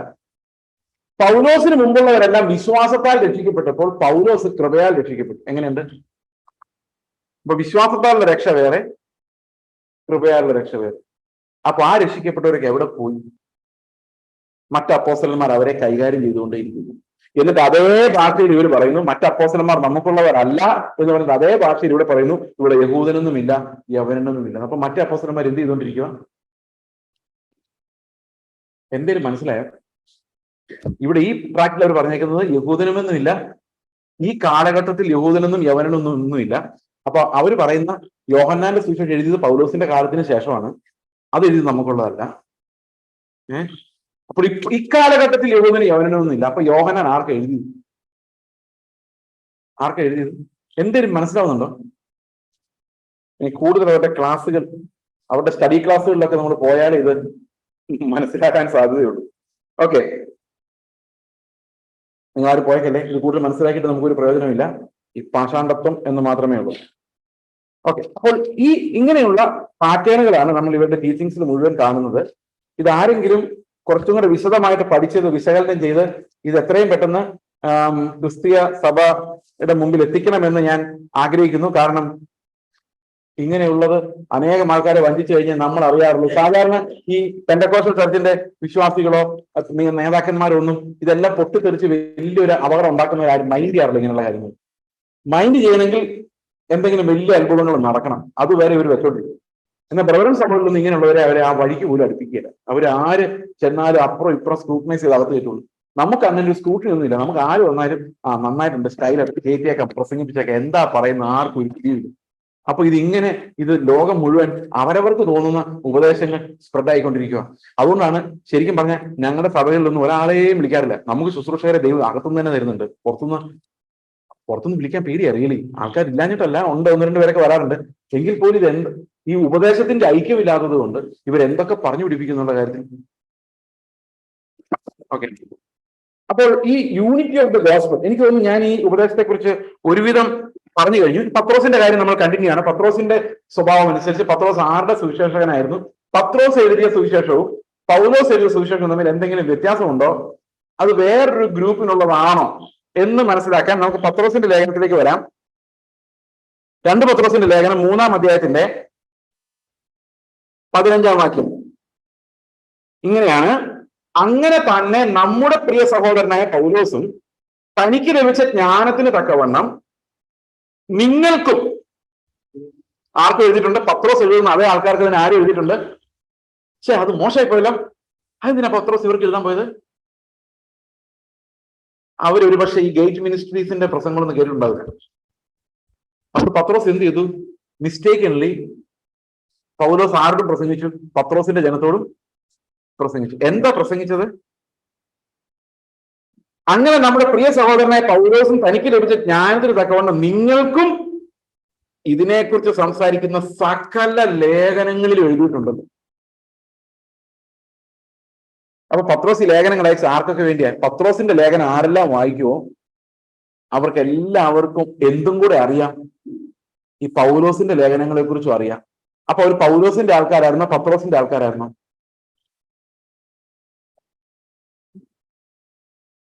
ആരവർക്ക് വേണ്ടി ക്രൂശിക്കപ്പെട്ടത്? ഓക്കെ, അപ്പോൾ എന്നിട്ട് പൗലോസ് എന്താ പറയുന്നത് നോക്കി.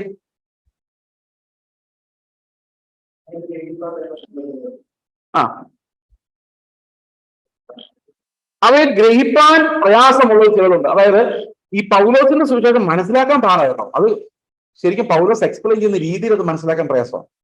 അത് കൃപ ലഭിച്ചവർക്ക് മാത്രമേ മനസ്സിലാവുള്ളൂ. അത് സത്യമാണ്, അത് നമുക്ക് നിഷേധിക്കാൻ പറ്റുന്നില്ല. കാരണം പൗലോസിന്റെ ലേഖനങ്ങളിൽ പറഞ്ഞിരിക്കുന്ന കൃപയാലുള്ള വീണ്ടെടുപ്പ്, വിശ്വാസത്താലുള്ള നീതീകരണം, വിശ്വാസത്താലുള്ള വിശുദ്ധീകരണം, കർത്താവിന്റെ രക്ഷ, കർത്താവ് നമുക്ക് തരുന്ന രക്ഷ, ദാനമായ രക്ഷ, ഇതൊന്നും ഈ സ്വയനീതിക്കാരായ മനുഷ്യർക്ക് മനസ്സിലാവുകയില്ല.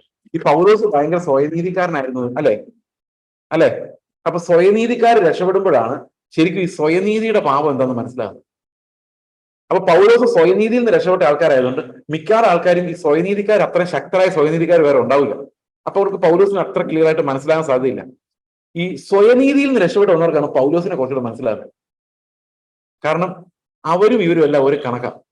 ഏതാ ഒരു പരീശൻ മാനസാന്തരപ്പെട്ടാൽ അവന് ശരിക്കും ആരെ മനസ്സിലാക്കാം? പൗലോസിനെ മനസ്സിലാക്കും.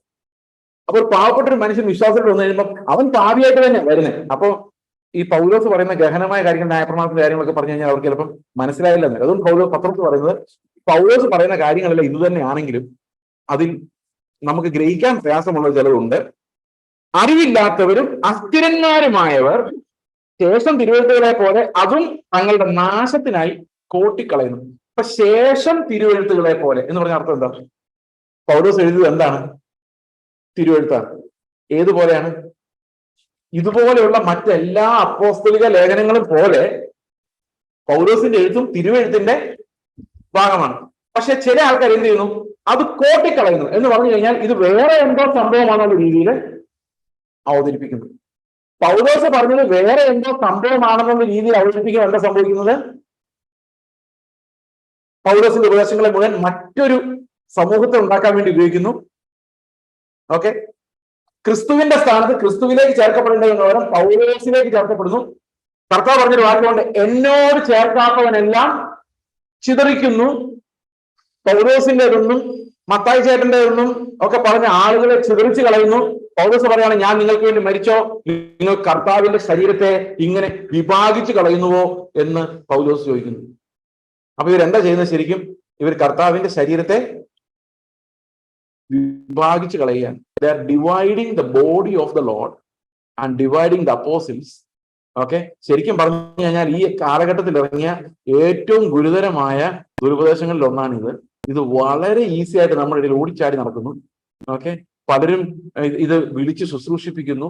ഗേറ്റ് മിനിസ്ട്രീസ് അവർ ചാർട്ടറൊക്കെ ആയിട്ട് വന്ന് വിശദമായിട്ട് പഠിക്കുന്നു. പ്രൈസ് ദ ലോർഡ് ഹല്ലേലൂയ എന്ന് പറഞ്ഞവർ കർത്താവിനെ തള്ളിക്കളയുന്നു.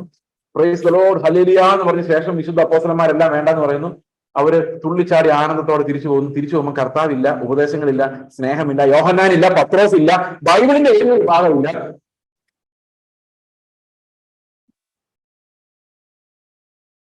ഇതാണ് ഇന്നത്തെ അവസ്ഥ. ആരും മിണ്ടുന്നില്ല. നിങ്ങൾ ഇന്നേവരെ ഇതിനെതിരെയുള്ള ഒരു ശുശ്രൂഷ കേട്ടിട്ടുണ്ടോ? സാധ്യതയില്ല. ഇത് വളർന്നു വലുതായി അനേകർ വഞ്ചിക്കപ്പെട്ട് പോകാൻ വേണ്ടി ആൾക്കാർ ഇങ്ങനെ നോക്കിയിരിക്കുക. അതുകൊണ്ടാണ് നമ്മൾ ഇപ്പോൾ ഇടപെടേണ്ടി വന്നത്. ഞാൻ ഇങ്ങനെയുള്ള പ്രസംഗങ്ങളൊന്നും പറയുന്ന ഒരാളല്ല, നിങ്ങൾക്ക് അറിയാമായിരിക്കും. എന്റെ വിഷയം ഇതല്ല. പക്ഷെ ഇതൊരു ഗതികേടാണ്. ഇത് പറയാതിരിക്കാൻ വയ്യാത്ത ഒരു അവസ്ഥ എന്ന് പറയുന്നത്. കാരണം എന്റെ ഒരു ഫീൽഡ് അല്ല ഈ ഡിബേറ്റും. ഞാനൊരു ഡിബേറ്റിന് എങ്ങും പോകുന്ന ആളുമല്ല. എന്റെ ഒരു ഫീൽഡും അല്ല ഇത്. ഞാൻ മറ്റൊരാളുടെ ഉപദേശങ്ങളെ ആക്രമിക്കാൻ പോകാറുമില്ല. കാരണം എന്നോട് വചനത്തിലെ സത്യങ്ങൾ പറയുക എന്നുള്ളതല്ലാതെ ഞാൻ സാധാരണ ഈ പണികളൊന്നും ചെയ്യാറില്ല. പക്ഷെ ഇത് ഞാൻ നോക്കിക്കഴിഞ്ഞപ്പോൾ ഇത് നമ്മുടെ തൊട്ടടുത്ത് വന്ന് ആക്രമിച്ചുകൊണ്ടിരിക്കുന്ന ഒരു, അപ്പോൾ ആളുകൾക്ക് കുറുക്കന്മാരെ വരുമ്പം എന്ത് ചെയ്യണം? കർത്താവിന്റെ വാണിങ്, മുന്നറിയിപ്പിന്റെ ഒരു സൈൻ കൊടുക്കാനുള്ള ഒരു കടമ നമുക്കുള്ളത്. സഭയായിട്ട് അങ്ങനത്തെ കടമ ഉള്ളതുകൊണ്ടാണ് ഇതിവിടെ ഈ സഭയിൽ പ്രസ്താവിക്കാൻ ഇടയായത് എന്ന് ഞാൻ പ്രത്യേകം ഓർമ്മിപ്പിക്കുന്നു. അപ്പോൾ പത്രോസിന്റെ ലേഖനത്തില് പറയുന്നത് ഇത് കോട്ടിക്കളയുന്നത്, പൗലോസിന്റെ വാക്യങ്ങൾ കോട്ടിക്കളയാൻ എളുപ്പമാണ്. കാരണം ഗ്രഹിക്കാൻ പറ്റാത്ത കാര്യങ്ങളെ കോട്ടിക്കളയുക എന്നുള്ളതാണ് ഓക്കെ സാധാരണഗതിയിൽ മനുഷ്യരെ ചെയ്യുന്ന ഒരു കാര്യം.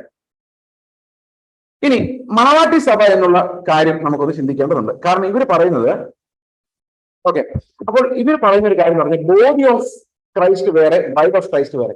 ഇപ്പൊ ഇതിന്റെ പ്രശ്നം എന്താണെന്ന് വെച്ച് കഴിഞ്ഞാല് ഇവർ ചോദിക്കുന്നത് എങ്ങനെയാണ് സഭ ഒരേ സമയത്ത് തന്നെ ക്രിസ്തുവിന്റെ ശരീരത്തിന്റെ ഒരു ഭാഗവും അതുപോലെ തന്നെ മണവാട്ടിയുമായിട്ട് ഒരേ സമയത്ത് ഇരിക്കുന്നതെന്ന്. നിങ്ങൾ എന്നെ ഒന്ന് നോക്കി, എന്റെ ഭാര്യ അവിടെ ഇരിപ്പുണ്ട്, എന്റെ ശരീരം ഇവിടെ ഉണ്ട്. അപ്പൊ എന്റെ ശരീരം ഇവിടെ ഇരിക്കുമ്പം ഇതൊന്നും ഭാര്യ വേറെ ആണല്ലോ. അവർ ചോദിക്കുന്നു ഒരേ സമയത്ത് എങ്ങനെയാണ്? അപ്പോൾ യേശുക്രിസ്തുവിന്റെ തലയുടെ ഭാഗമായ ശരീരം വേറെ, മണവാട്ടി വേറെ. അപ്പൊ ഒന്ന് എബ്രായ കൂട്ടവും മറ്റൊന്ന് വിശ്വാസ കൂട്ടവും എന്നാണ്. പക്ഷെ നിങ്ങൾക്കറിയാമല്ലോ, നമ്മൾ ഇത്തിരി മുമ്പ് കണ്ടതാണ്, എഫേസ്യ ലേഖനത്തിൽ തന്നെ പറയുന്നുണ്ട് നാം ഒരു ശരീരം ഒന്ന്, ആത്മാവ് ഒന്ന്.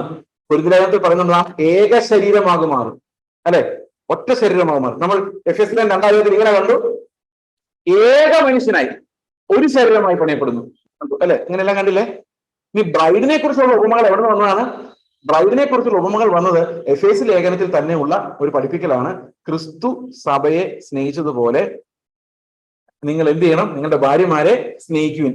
അപ്പൊ കർത്താവ് എങ്ങനെയാണ് തന്റെ മണവാട്ടിയെ സ്നേഹിച്ചത്? അതെങ്ങനെയാണ്? തന്റെ ഭാര്യ എങ്ങനെ, കർത്താവ് തന്റെ മണവാട്ടിയെ എങ്ങനെ സ്നേഹിച്ചത്? അവളെ നിർമ്മലയായി വിശുദ്ധയായി പിതാവിന്റെ സന്നിധി നിർത്താൻ വേണ്ടി അവൻ തനിക്കായി തന്റെ മണവാട്ടിക്ക് വേണ്ടി ഏൽപ്പിച്ചു കൊടുത്തു. ശരിയല്ലേ? അപ്പൊ കർത്താവ് ആർക്ക് വേണ്ടിയാ മരിച്ചത്? ആർക്ക് വേണ്ടി ഏൽപ്പിച്ചു കൊടുത്തത്? മണവാട്ടിക്ക് വേണ്ടിയാ, അല്ലെ? മണവാളിന് ആർക്ക് വേണ്ടി ഏൽപ്പിച്ചു കൊടുത്തത്? മണവാട്ടിക്ക് വേണ്ടി. അപ്പൊ ഒരു ശരീരമാകും എന്ന് പറഞ്ഞാൽ എന്താ അർത്ഥം? പുരുഷൻ തലയും സ്ത്രീ ശരീരവും എന്ന് പറയുമ്പോൾ ആ ശരീരം തന്നെയല്ലേ മണവാട്ടി, അല്ലെ? ഇനി അതേ സമയത്ത് ഇങ്ങനെ കൂടെ ചോദിക്കുക ഒരു ചോദ്യം നമുക്ക്. ഒരേ സമയത്ത് ഒരാള് ഭവനമായി പണിയപ്പെടുന്നു, സഭയെ ഭവനമായിട്ട് പറയുന്നുണ്ടല്ലേ, ഒരു ദൈവിക ഭവനമായി പണിയപ്പെടുന്നില്ലേ. ശരീരം എന്ന് പറയുന്നു, മണവാട്ടി എന്നും പറയുന്നു. വേണമെങ്കിൽ ഇങ്ങനെയും ചോദിക്കാം, അതെങ്ങനെയാ സഹോദര? ഒരിടത്ത് പറയുന്നു മുന്തിരി വള്ളിയും കൊമ്പുകളും പോലാണ്, വേറൊരു സ്ഥലത്ത് പറയുന്നു വീടാണ്, വേറൊരു സ്ഥലത്ത് പറയുന്നു ശരീരമാണ്, മറ്റൊരു സ്ഥലത്ത് പറയുന്നു മണവാട്ടിയാണ്. അപ്പൊ ആകെ മൊത്തം ടോട്ടൽ എത്ര പേരുണ്ട്? എങ്ങനെയാണ് മണവാട്ടി തന്നെ വീടാകുന്നത്? എങ്ങനെയാണ് വീട് തന്നെ ശരീരമാകുന്നത്? എങ്ങനെയാണ് അതിനിടയിൽ ഒരു വാഴ വരുന്നത്? എങ്ങനെയാണ് കൊമ്പും വള്ളികളും ഉണ്ടാകുന്നത്? അങ്ങനെ നോക്കിക്കഴിയുമ്പോൾ ഇതിനെ രണ്ടായിട്ടല്ല വിഭജിക്കേണ്ടത്. ഇവരുടെ ബുദ്ധി വെച്ച് ഒരു 5-8 വിഭജിച്ചാലും കുഴപ്പമില്ല. കാരണം വേണമെങ്കിൽ നമുക്ക് ഏതെങ്കിലും വാക്യം എടുത്തുകൊണ്ട് ഇത് മണവാട്ടി, ഇത് ശരീരം, ഇത് വീട്, ഇത് മറ്റൊന്ന് മുന്തിരിവള്ളി, ഇങ്ങനെ പലതുണ്ടാക്കാം. നമ്മൾ ഏതാണ് അവസാനം കണ്ടുപിടിക്കാൻ ബുദ്ധിമുട്ടാവുന്ന മാത്രമുള്ള ഒരു കുഴപ്പം മാത്രമേ ഇതിനകത്തുള്ളൂ. അപ്പോൾ ശരിക്കും പറഞ്ഞാൽ ഇതെല്ലാം സഹോദരങ്ങളെ, ഇതെല്ലാം ക്രിസ്തുവിന്റെ സഭയുടെ വിവിധ സ്വഭാവങ്ങളെയും ദൈവത്തിന് നമ്മോടുള്ള ബന്ധത്തെയും കാണിക്കാൻ വേണ്ടിയുള്ള വിവിധങ്ങളായ അനാലജീസ് ആണ്. അതല്ല നമ്മൾ ആരും ഇങ്ങനെ സാരി ഒക്കെ കൊടുത്ത് അവിടെ പോയി നിന്ന് ഇങ്ങനെ കല്യാണം കഴിക്കുമൊന്നും അല്ല. എന്തൊക്കെയാണോ സങ്കല്പിച്ചു വെച്ചിരിക്കുന്നത് എനിക്കറിയാൻ മേല. അതായത് നമ്മൾ അവിടെ പോയി മണവാട്ടിയായിട്ട് ഇങ്ങനെ അങ്ങനെ പോയി ആരും നിന്ന് കർത്താവ് ഇങ്ങനെ മോതിരം ഇട്ടോ ഇന്ന് സ്വീകരിച്ചു നീ എന്റെ ഭാര്യയാണെന്ന് പറഞ്ഞ് കൊണ്ടുവന്ന് ഞാൻ വിചാരിക്കുന്നില്ല. ഇതെല്ലാം സഭയെ കാണിക്കുന്ന ആ മാരേജ് എന്ന് പറയുന്നത് പോലും സ്വർഗത്തിൽ നടക്കാൻ പോകുന്ന വിവാഹം, അവിടെ മണവാട്ടി എന്നൊക്കെയാ പറയുന്നത്. പക്ഷെ ഇന്ന് ഈ ലോകത്ത് കാണുന്ന ഒരു കല്യാണമൊന്നും അല്ലത്. അതായത് ക്രിസ്തുമായിട്ടുള്ള ഒരു ആത്മബന്ധത്തെ, അല്ലെ, ഒരു പെർഫെക്റ്റ് യൂണിയനെ കുറിച്ച് കാണിക്കുന്നതാണ്. ശരീരം എന്ന് പറയുന്നത് അത് തന്നെയാണ്, തലയുമായിട്ടുള്ള ഒരു പെർഫെക്റ്റ് യൂണിറ്റിയാണ്. മണവാട്ടി എന്ന് പറയുന്നത് അത് തന്നെയാണ്. It's A perfect unity and oneness with Christ, അല്ലെ. അത് തന്നെയാണ് ഒരു ഭവനം എന്ന് പറയുന്നത്. മൂലക്കല്ലായി ക്രിസ്തു ഇരിക്കാൻ അപ്പോസ്തലന്മാരും പ്രവാചകന്മാരും വെച്ച് പണിയപ്പെടുന്ന ഒരു മൂലക്കല്ലായിട്ട് അങ്ങനെ ഒരു ഭവനം ഉണ്ടാകുന്ന ഇതെല്ലാം സഭയുടെ വിവിധങ്ങളായ ചിത്രങ്ങളാണ്. ഇങ്ങനെയുള്ള വിവിധങ്ങളായ ചിത്രങ്ങൾ സഭയെ വിവരിക്കാൻ പറഞ്ഞിരിക്കുമ്പോൾ ഇതിനെ വെച്ചിട്ടും ഇവർ ഈ ഡിവിഷന് വേണ്ടി പോകുന്നതാണ്. അപ്പോൾ ഒരുപക്ഷെ നിങ്ങൾക്ക് മനസ്സിലായി കാണുമായിരിക്കാം ഈ കാര്യങ്ങളുടെ പ്രസക്തി എന്താണെന്നുള്ള കാര്യം. ഇവിടുത്തെ പ്രശ്നം, എനിക്ക് നല്ല ഉറപ്പുണ്ട് നിങ്ങൾ ആരും തെറ്റിപ്പോയില്ല എന്ന്, നല്ല ഉറപ്പുണ്ടാകണമെന്ന് എനിക്ക് ആഗ്രഹമുണ്ട്. അങ്ങനെ സംഭവിക്കട്ടെ, ഓക്കെ. കാരണം ഈ വൃതന്മാരെയും വേണമെങ്കിൽ തെറ്റിക്കുക എന്നുള്ളതാണ് ഇതിനകത്ത്. അവര് നഷ്ടപ്പെട്ടു പോകില്ലായിരിക്കാം, എന്നാൽ തിരിച്ചു വരുമായിരിക്കാം. എന്നാൽ പോലും ഇവരെ ഇട്ട് വട്ടം കറക്കി പലതരം ഉപദേശങ്ങളിൽ കുരുക്കാൻ സാത്താൻ എല്ലാവിധ തന്ത്രങ്ങളും അവസാനം പ്രയോഗിക്കുമെന്നുള്ളതാണ്. ഓക്കെ,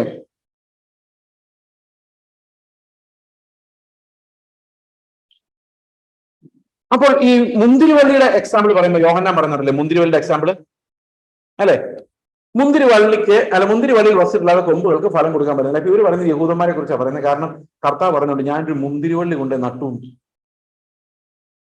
പക്ഷെ അത് ഫലം കൊടുത്തില്ല. അപ്പൊ അതിന്റെ തണ്ടാരായിരുന്നു? കർത്താവായിരുന്നില്ല. അപ്പൊ ആ മുന്തിരിവള്ളി അല്ലല്ലോ ഈ മുന്തിരിവള്ളി. എന്ത് ചെയ്യാനാ? ഓക്കെ, എന്നാ നമുക്ക് നോക്കിയേ 1 തിമോത്തിയോസ് 3:15 നോക്കിയേ.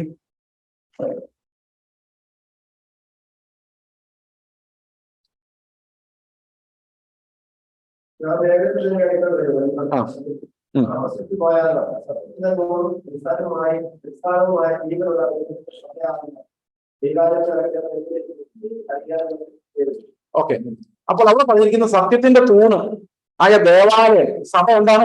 സഭ ഒരു കെട്ടിടമായിട്ട് ഒരു പണിയായിട്ടാണ് കാണിച്ചിരിക്കുന്നത്. പത്രോസിന്റെ ലേഖനം നോക്കി, 1 പത്രോസ് 2:5.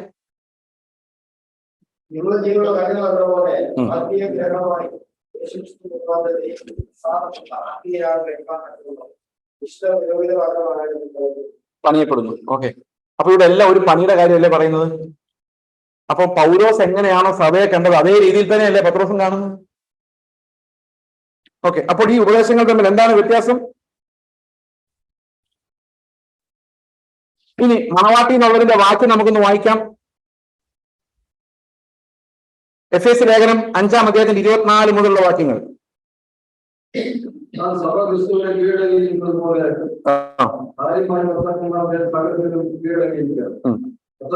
ക്രിസ്തുവും സഭയെ സ്നേഹിച്ചതുപോലെ ഭാര്യമാരെ സ്നേഹിക്കുകയും അവരുടെ ബന്ധത്തോടുകൂടിയ ജലസ്നാനത്താൽ വെളിപ്പാക്കി വിശുദ്ധീകരിക്കേണ്ടതിനും ധാരാളം മുതലാളികളും ഇല്ലാതെ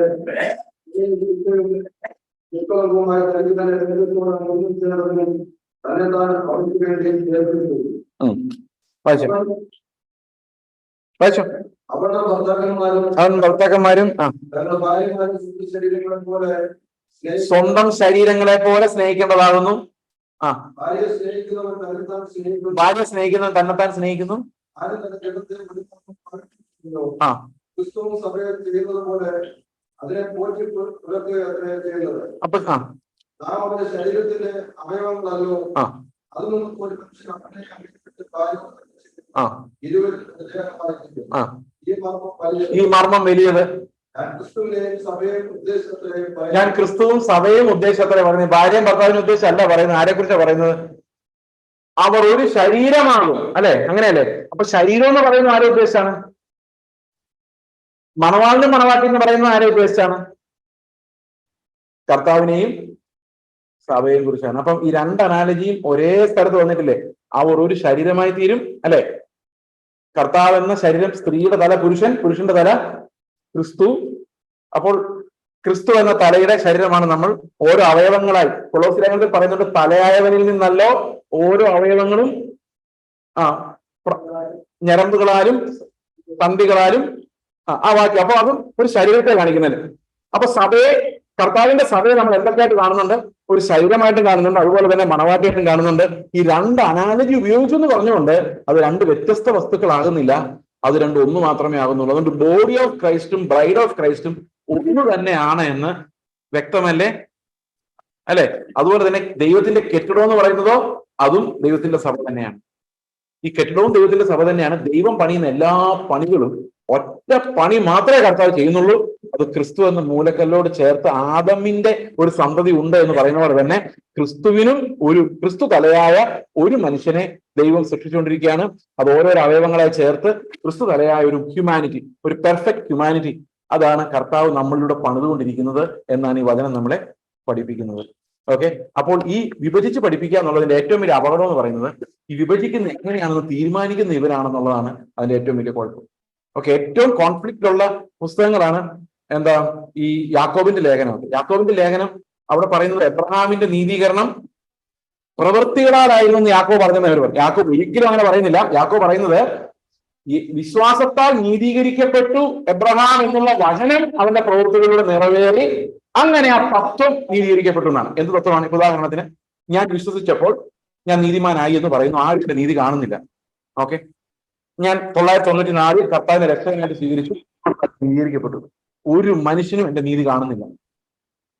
പക്ഷെ വർഷങ്ങൾക്ക് ശേഷം ഒരു പ്രത്യേക അനുസരണത്തിലൂടെ ഞാൻ കടന്നു പോവാന്ന് വിചാരിച്ചു. അപ്പൊ എല്ലാവരും ഇത് കാണുന്നുണ്ട്. അപ്പൊ എന്താ മനസ്സിലായത്? വിശ്വാസത്താൽ നീതീകരിക്കപ്പെട്ടു എന്നുള്ള വചനം അപ്പോഴാണ് നിറവേറിയത്.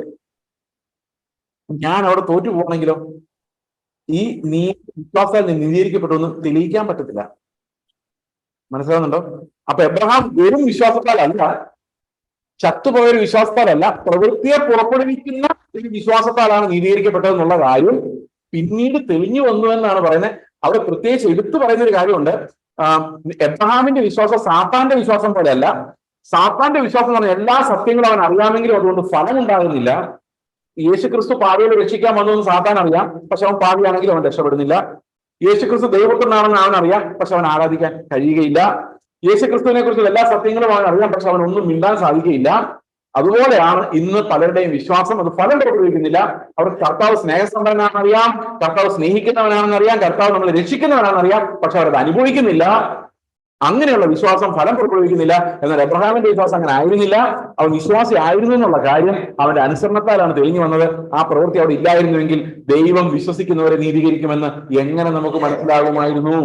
അതുകൊണ്ട് പ്രവൃത്തികളാലല്ലേ അവൻ നീതീകരിക്കപ്പെട്ടത് എന്ന് ചോദിക്കുന്നത് വിശ്വാസത്താൽ ഫലം ചെയ്യാത്ത, പ്രവൃത്തികളാൽ ഫലം ചെയ്യാത്ത വിശ്വാസത്തെ ചൂണ്ടിക്കാണിക്കാൻ വേണ്ടിയാണ്. അതിന് മുകളിൽ പറഞ്ഞിട്ടുണ്ട് സാത്താന്റെ വിശ്വാസം, എബ്രഹാമിന്റെ വിശ്വാസം. ഇത് തന്നെയാണ് കർത്താവ് പറഞ്ഞത്, സാത്താന്റെ വിശ്വാസവും എബ്രഹാമിന്റെ വിശ്വാസവും. നിങ്ങൾ സാത്താന്റെ മക്കളാണ്, എബ്രഹാമിന്റെ മക്കളല്ല എന്ന് കർത്താവ് പറയാനുള്ള കാരണം.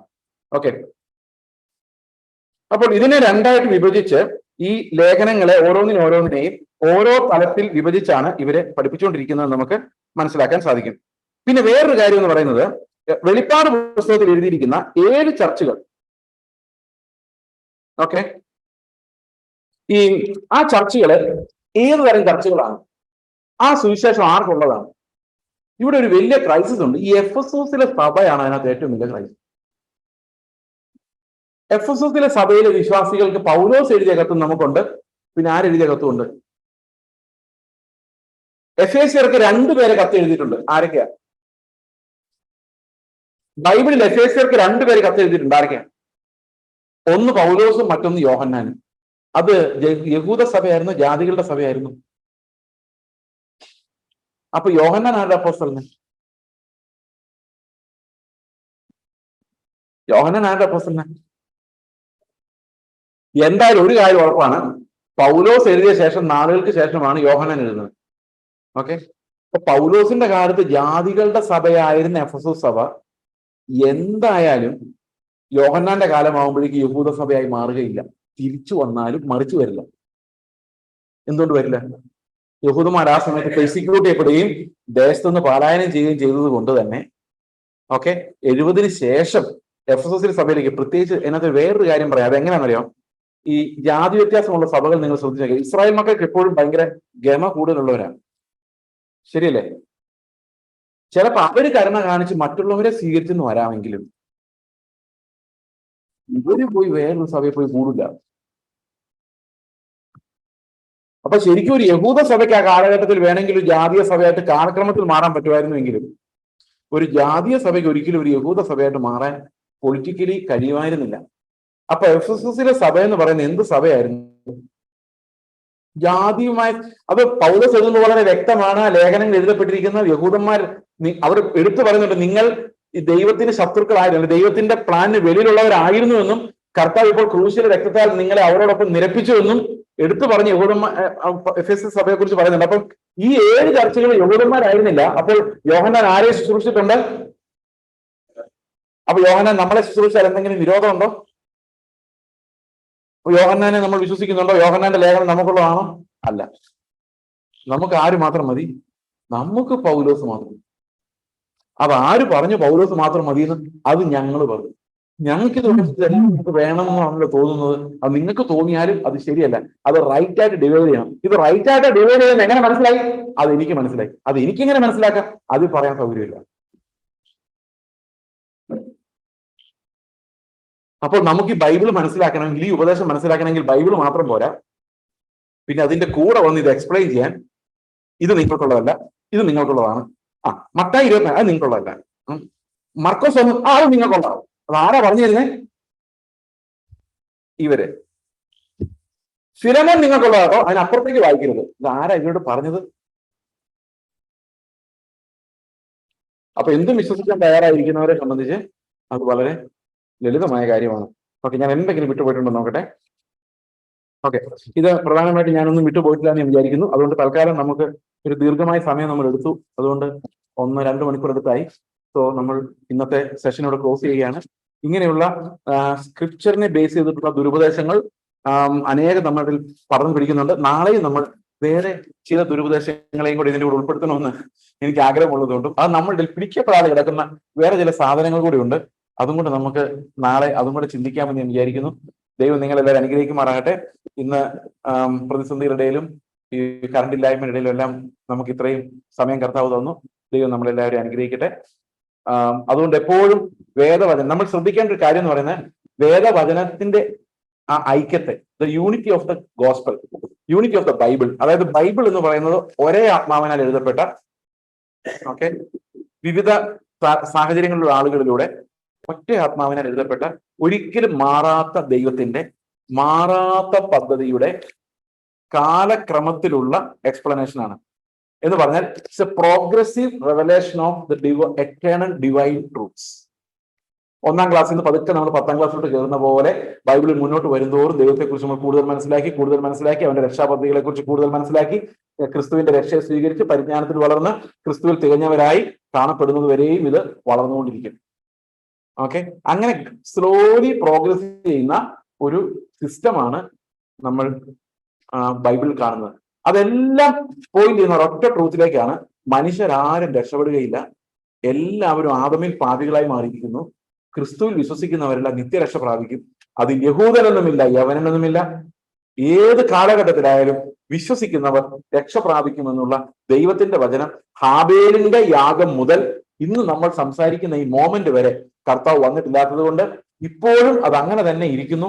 ആ ഒരു ട്രൂത്തിന് ഒരിക്കലും മാറ്റമില്ല. ഒരു മനുഷ്യന്റെയും നീതി പ്രവർത്തികളെ ദൈവം പ്രസാദിക്കുന്നില്ല. അത് യഹൂദന്റെ ആയാലും പ്രസാദിക്കുന്നില്ല, യവനന്റെ ആയാലും പ്രസാദിക്കുന്നില്ല. യേശുക്രിസ്തുവിന്റെ യാഗത്തിന് മുമ്പുണ്ടായിരുന്ന യാഗങ്ങളെല്ലാം ക്രിസ്തുവിന്റെ ആ വലിയ മഹായാഗത്തിലേക്ക് പോയിന്റ് ചെയ്യുന്ന നിഴലുകളായിരുന്നു. എന്നാൽ പൊരു വെളിപ്പെട്ട ശേഷം നമുക്കൊരു നിഴലിനെ ക്രിയേറ്റ് ചെയ്യാൻ സാധിക്കയില്ല. കാരണം ചരിത്രത്തിന്റെ പുറകിലേക്കാണ് അതിന്റെ നിഴലുള്ളത്.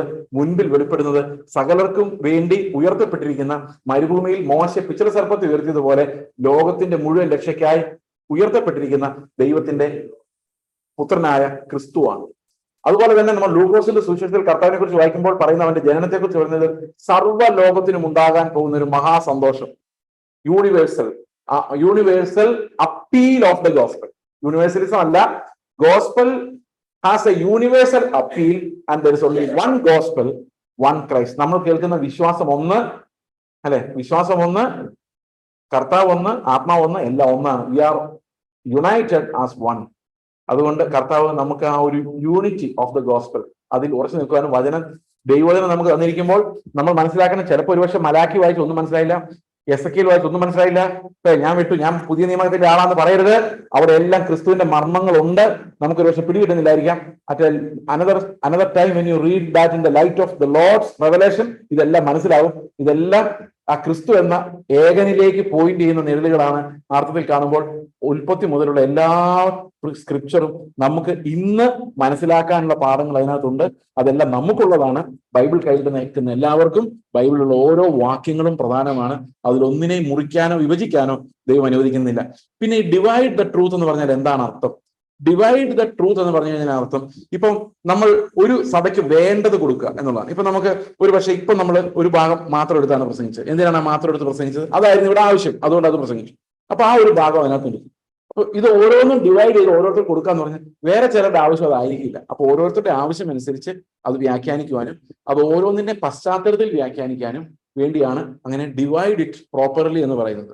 ഓക്കെ, അതല്ലാതെ ഇത് പൗലോസ് എഴുതിയത് ഒരാൾക്ക് ഡിവൈഡ് ചെയ്ത് കൊടുക്കാനല്ല, പത്രോസ് എഴുതി ഒരാൾക്ക് ഡിവൈഡ് ചെയ്ത് കൊടുക്കാനല്ല. പൗലോസ് എഴുതി തന്നെ നമ്മുടെ മനസ്സിലാക്കലനുസരിച്ചും നമ്മുടെ റെവലേഷന്റെ പ്രോഗ്രസ് അനുസരിച്ചും ഡിവൈഡ് ചെയ്ത് തന്നെയാണ് നമ്മളെല്ലാവരും പഠിപ്പിക്കുന്നത്. അത് റൈറ്റ്ലി ഡിവൈഡിങ് എന്ന് പറയുന്നത് ആത്മാവ് ചെയ്യുന്ന കാര്യമാണ്, നമ്മളല്ല ഡിവൈഡ് ചെയ്യുന്നത്. റൈറ്റ്ലി ഡിവൈഡ് ചെയ്യാൻ ആത്മാവിന്റെ സഹായം നമുക്ക് ആവശ്യമാണ്. നമ്മൾ ഓരോ വചനം ഓരോരുത്തർക്ക് നൽകുമ്പോഴും അത് it's the correct division of the word എന്നുള്ളത് നമ്മൾ മനസ്സിലാക്കണം. It's not like you divide something as Pauline and something as Johannine. അങ്ങനെയുള്ള ഡിവിഷൻ അല്ല എന്നുള്ളത് നമുക്ക് മനസ്സിലാക്കാൻ സാധിക്കും. ദൈവം നിങ്ങളെ അനുഗ്രഹിക്കും.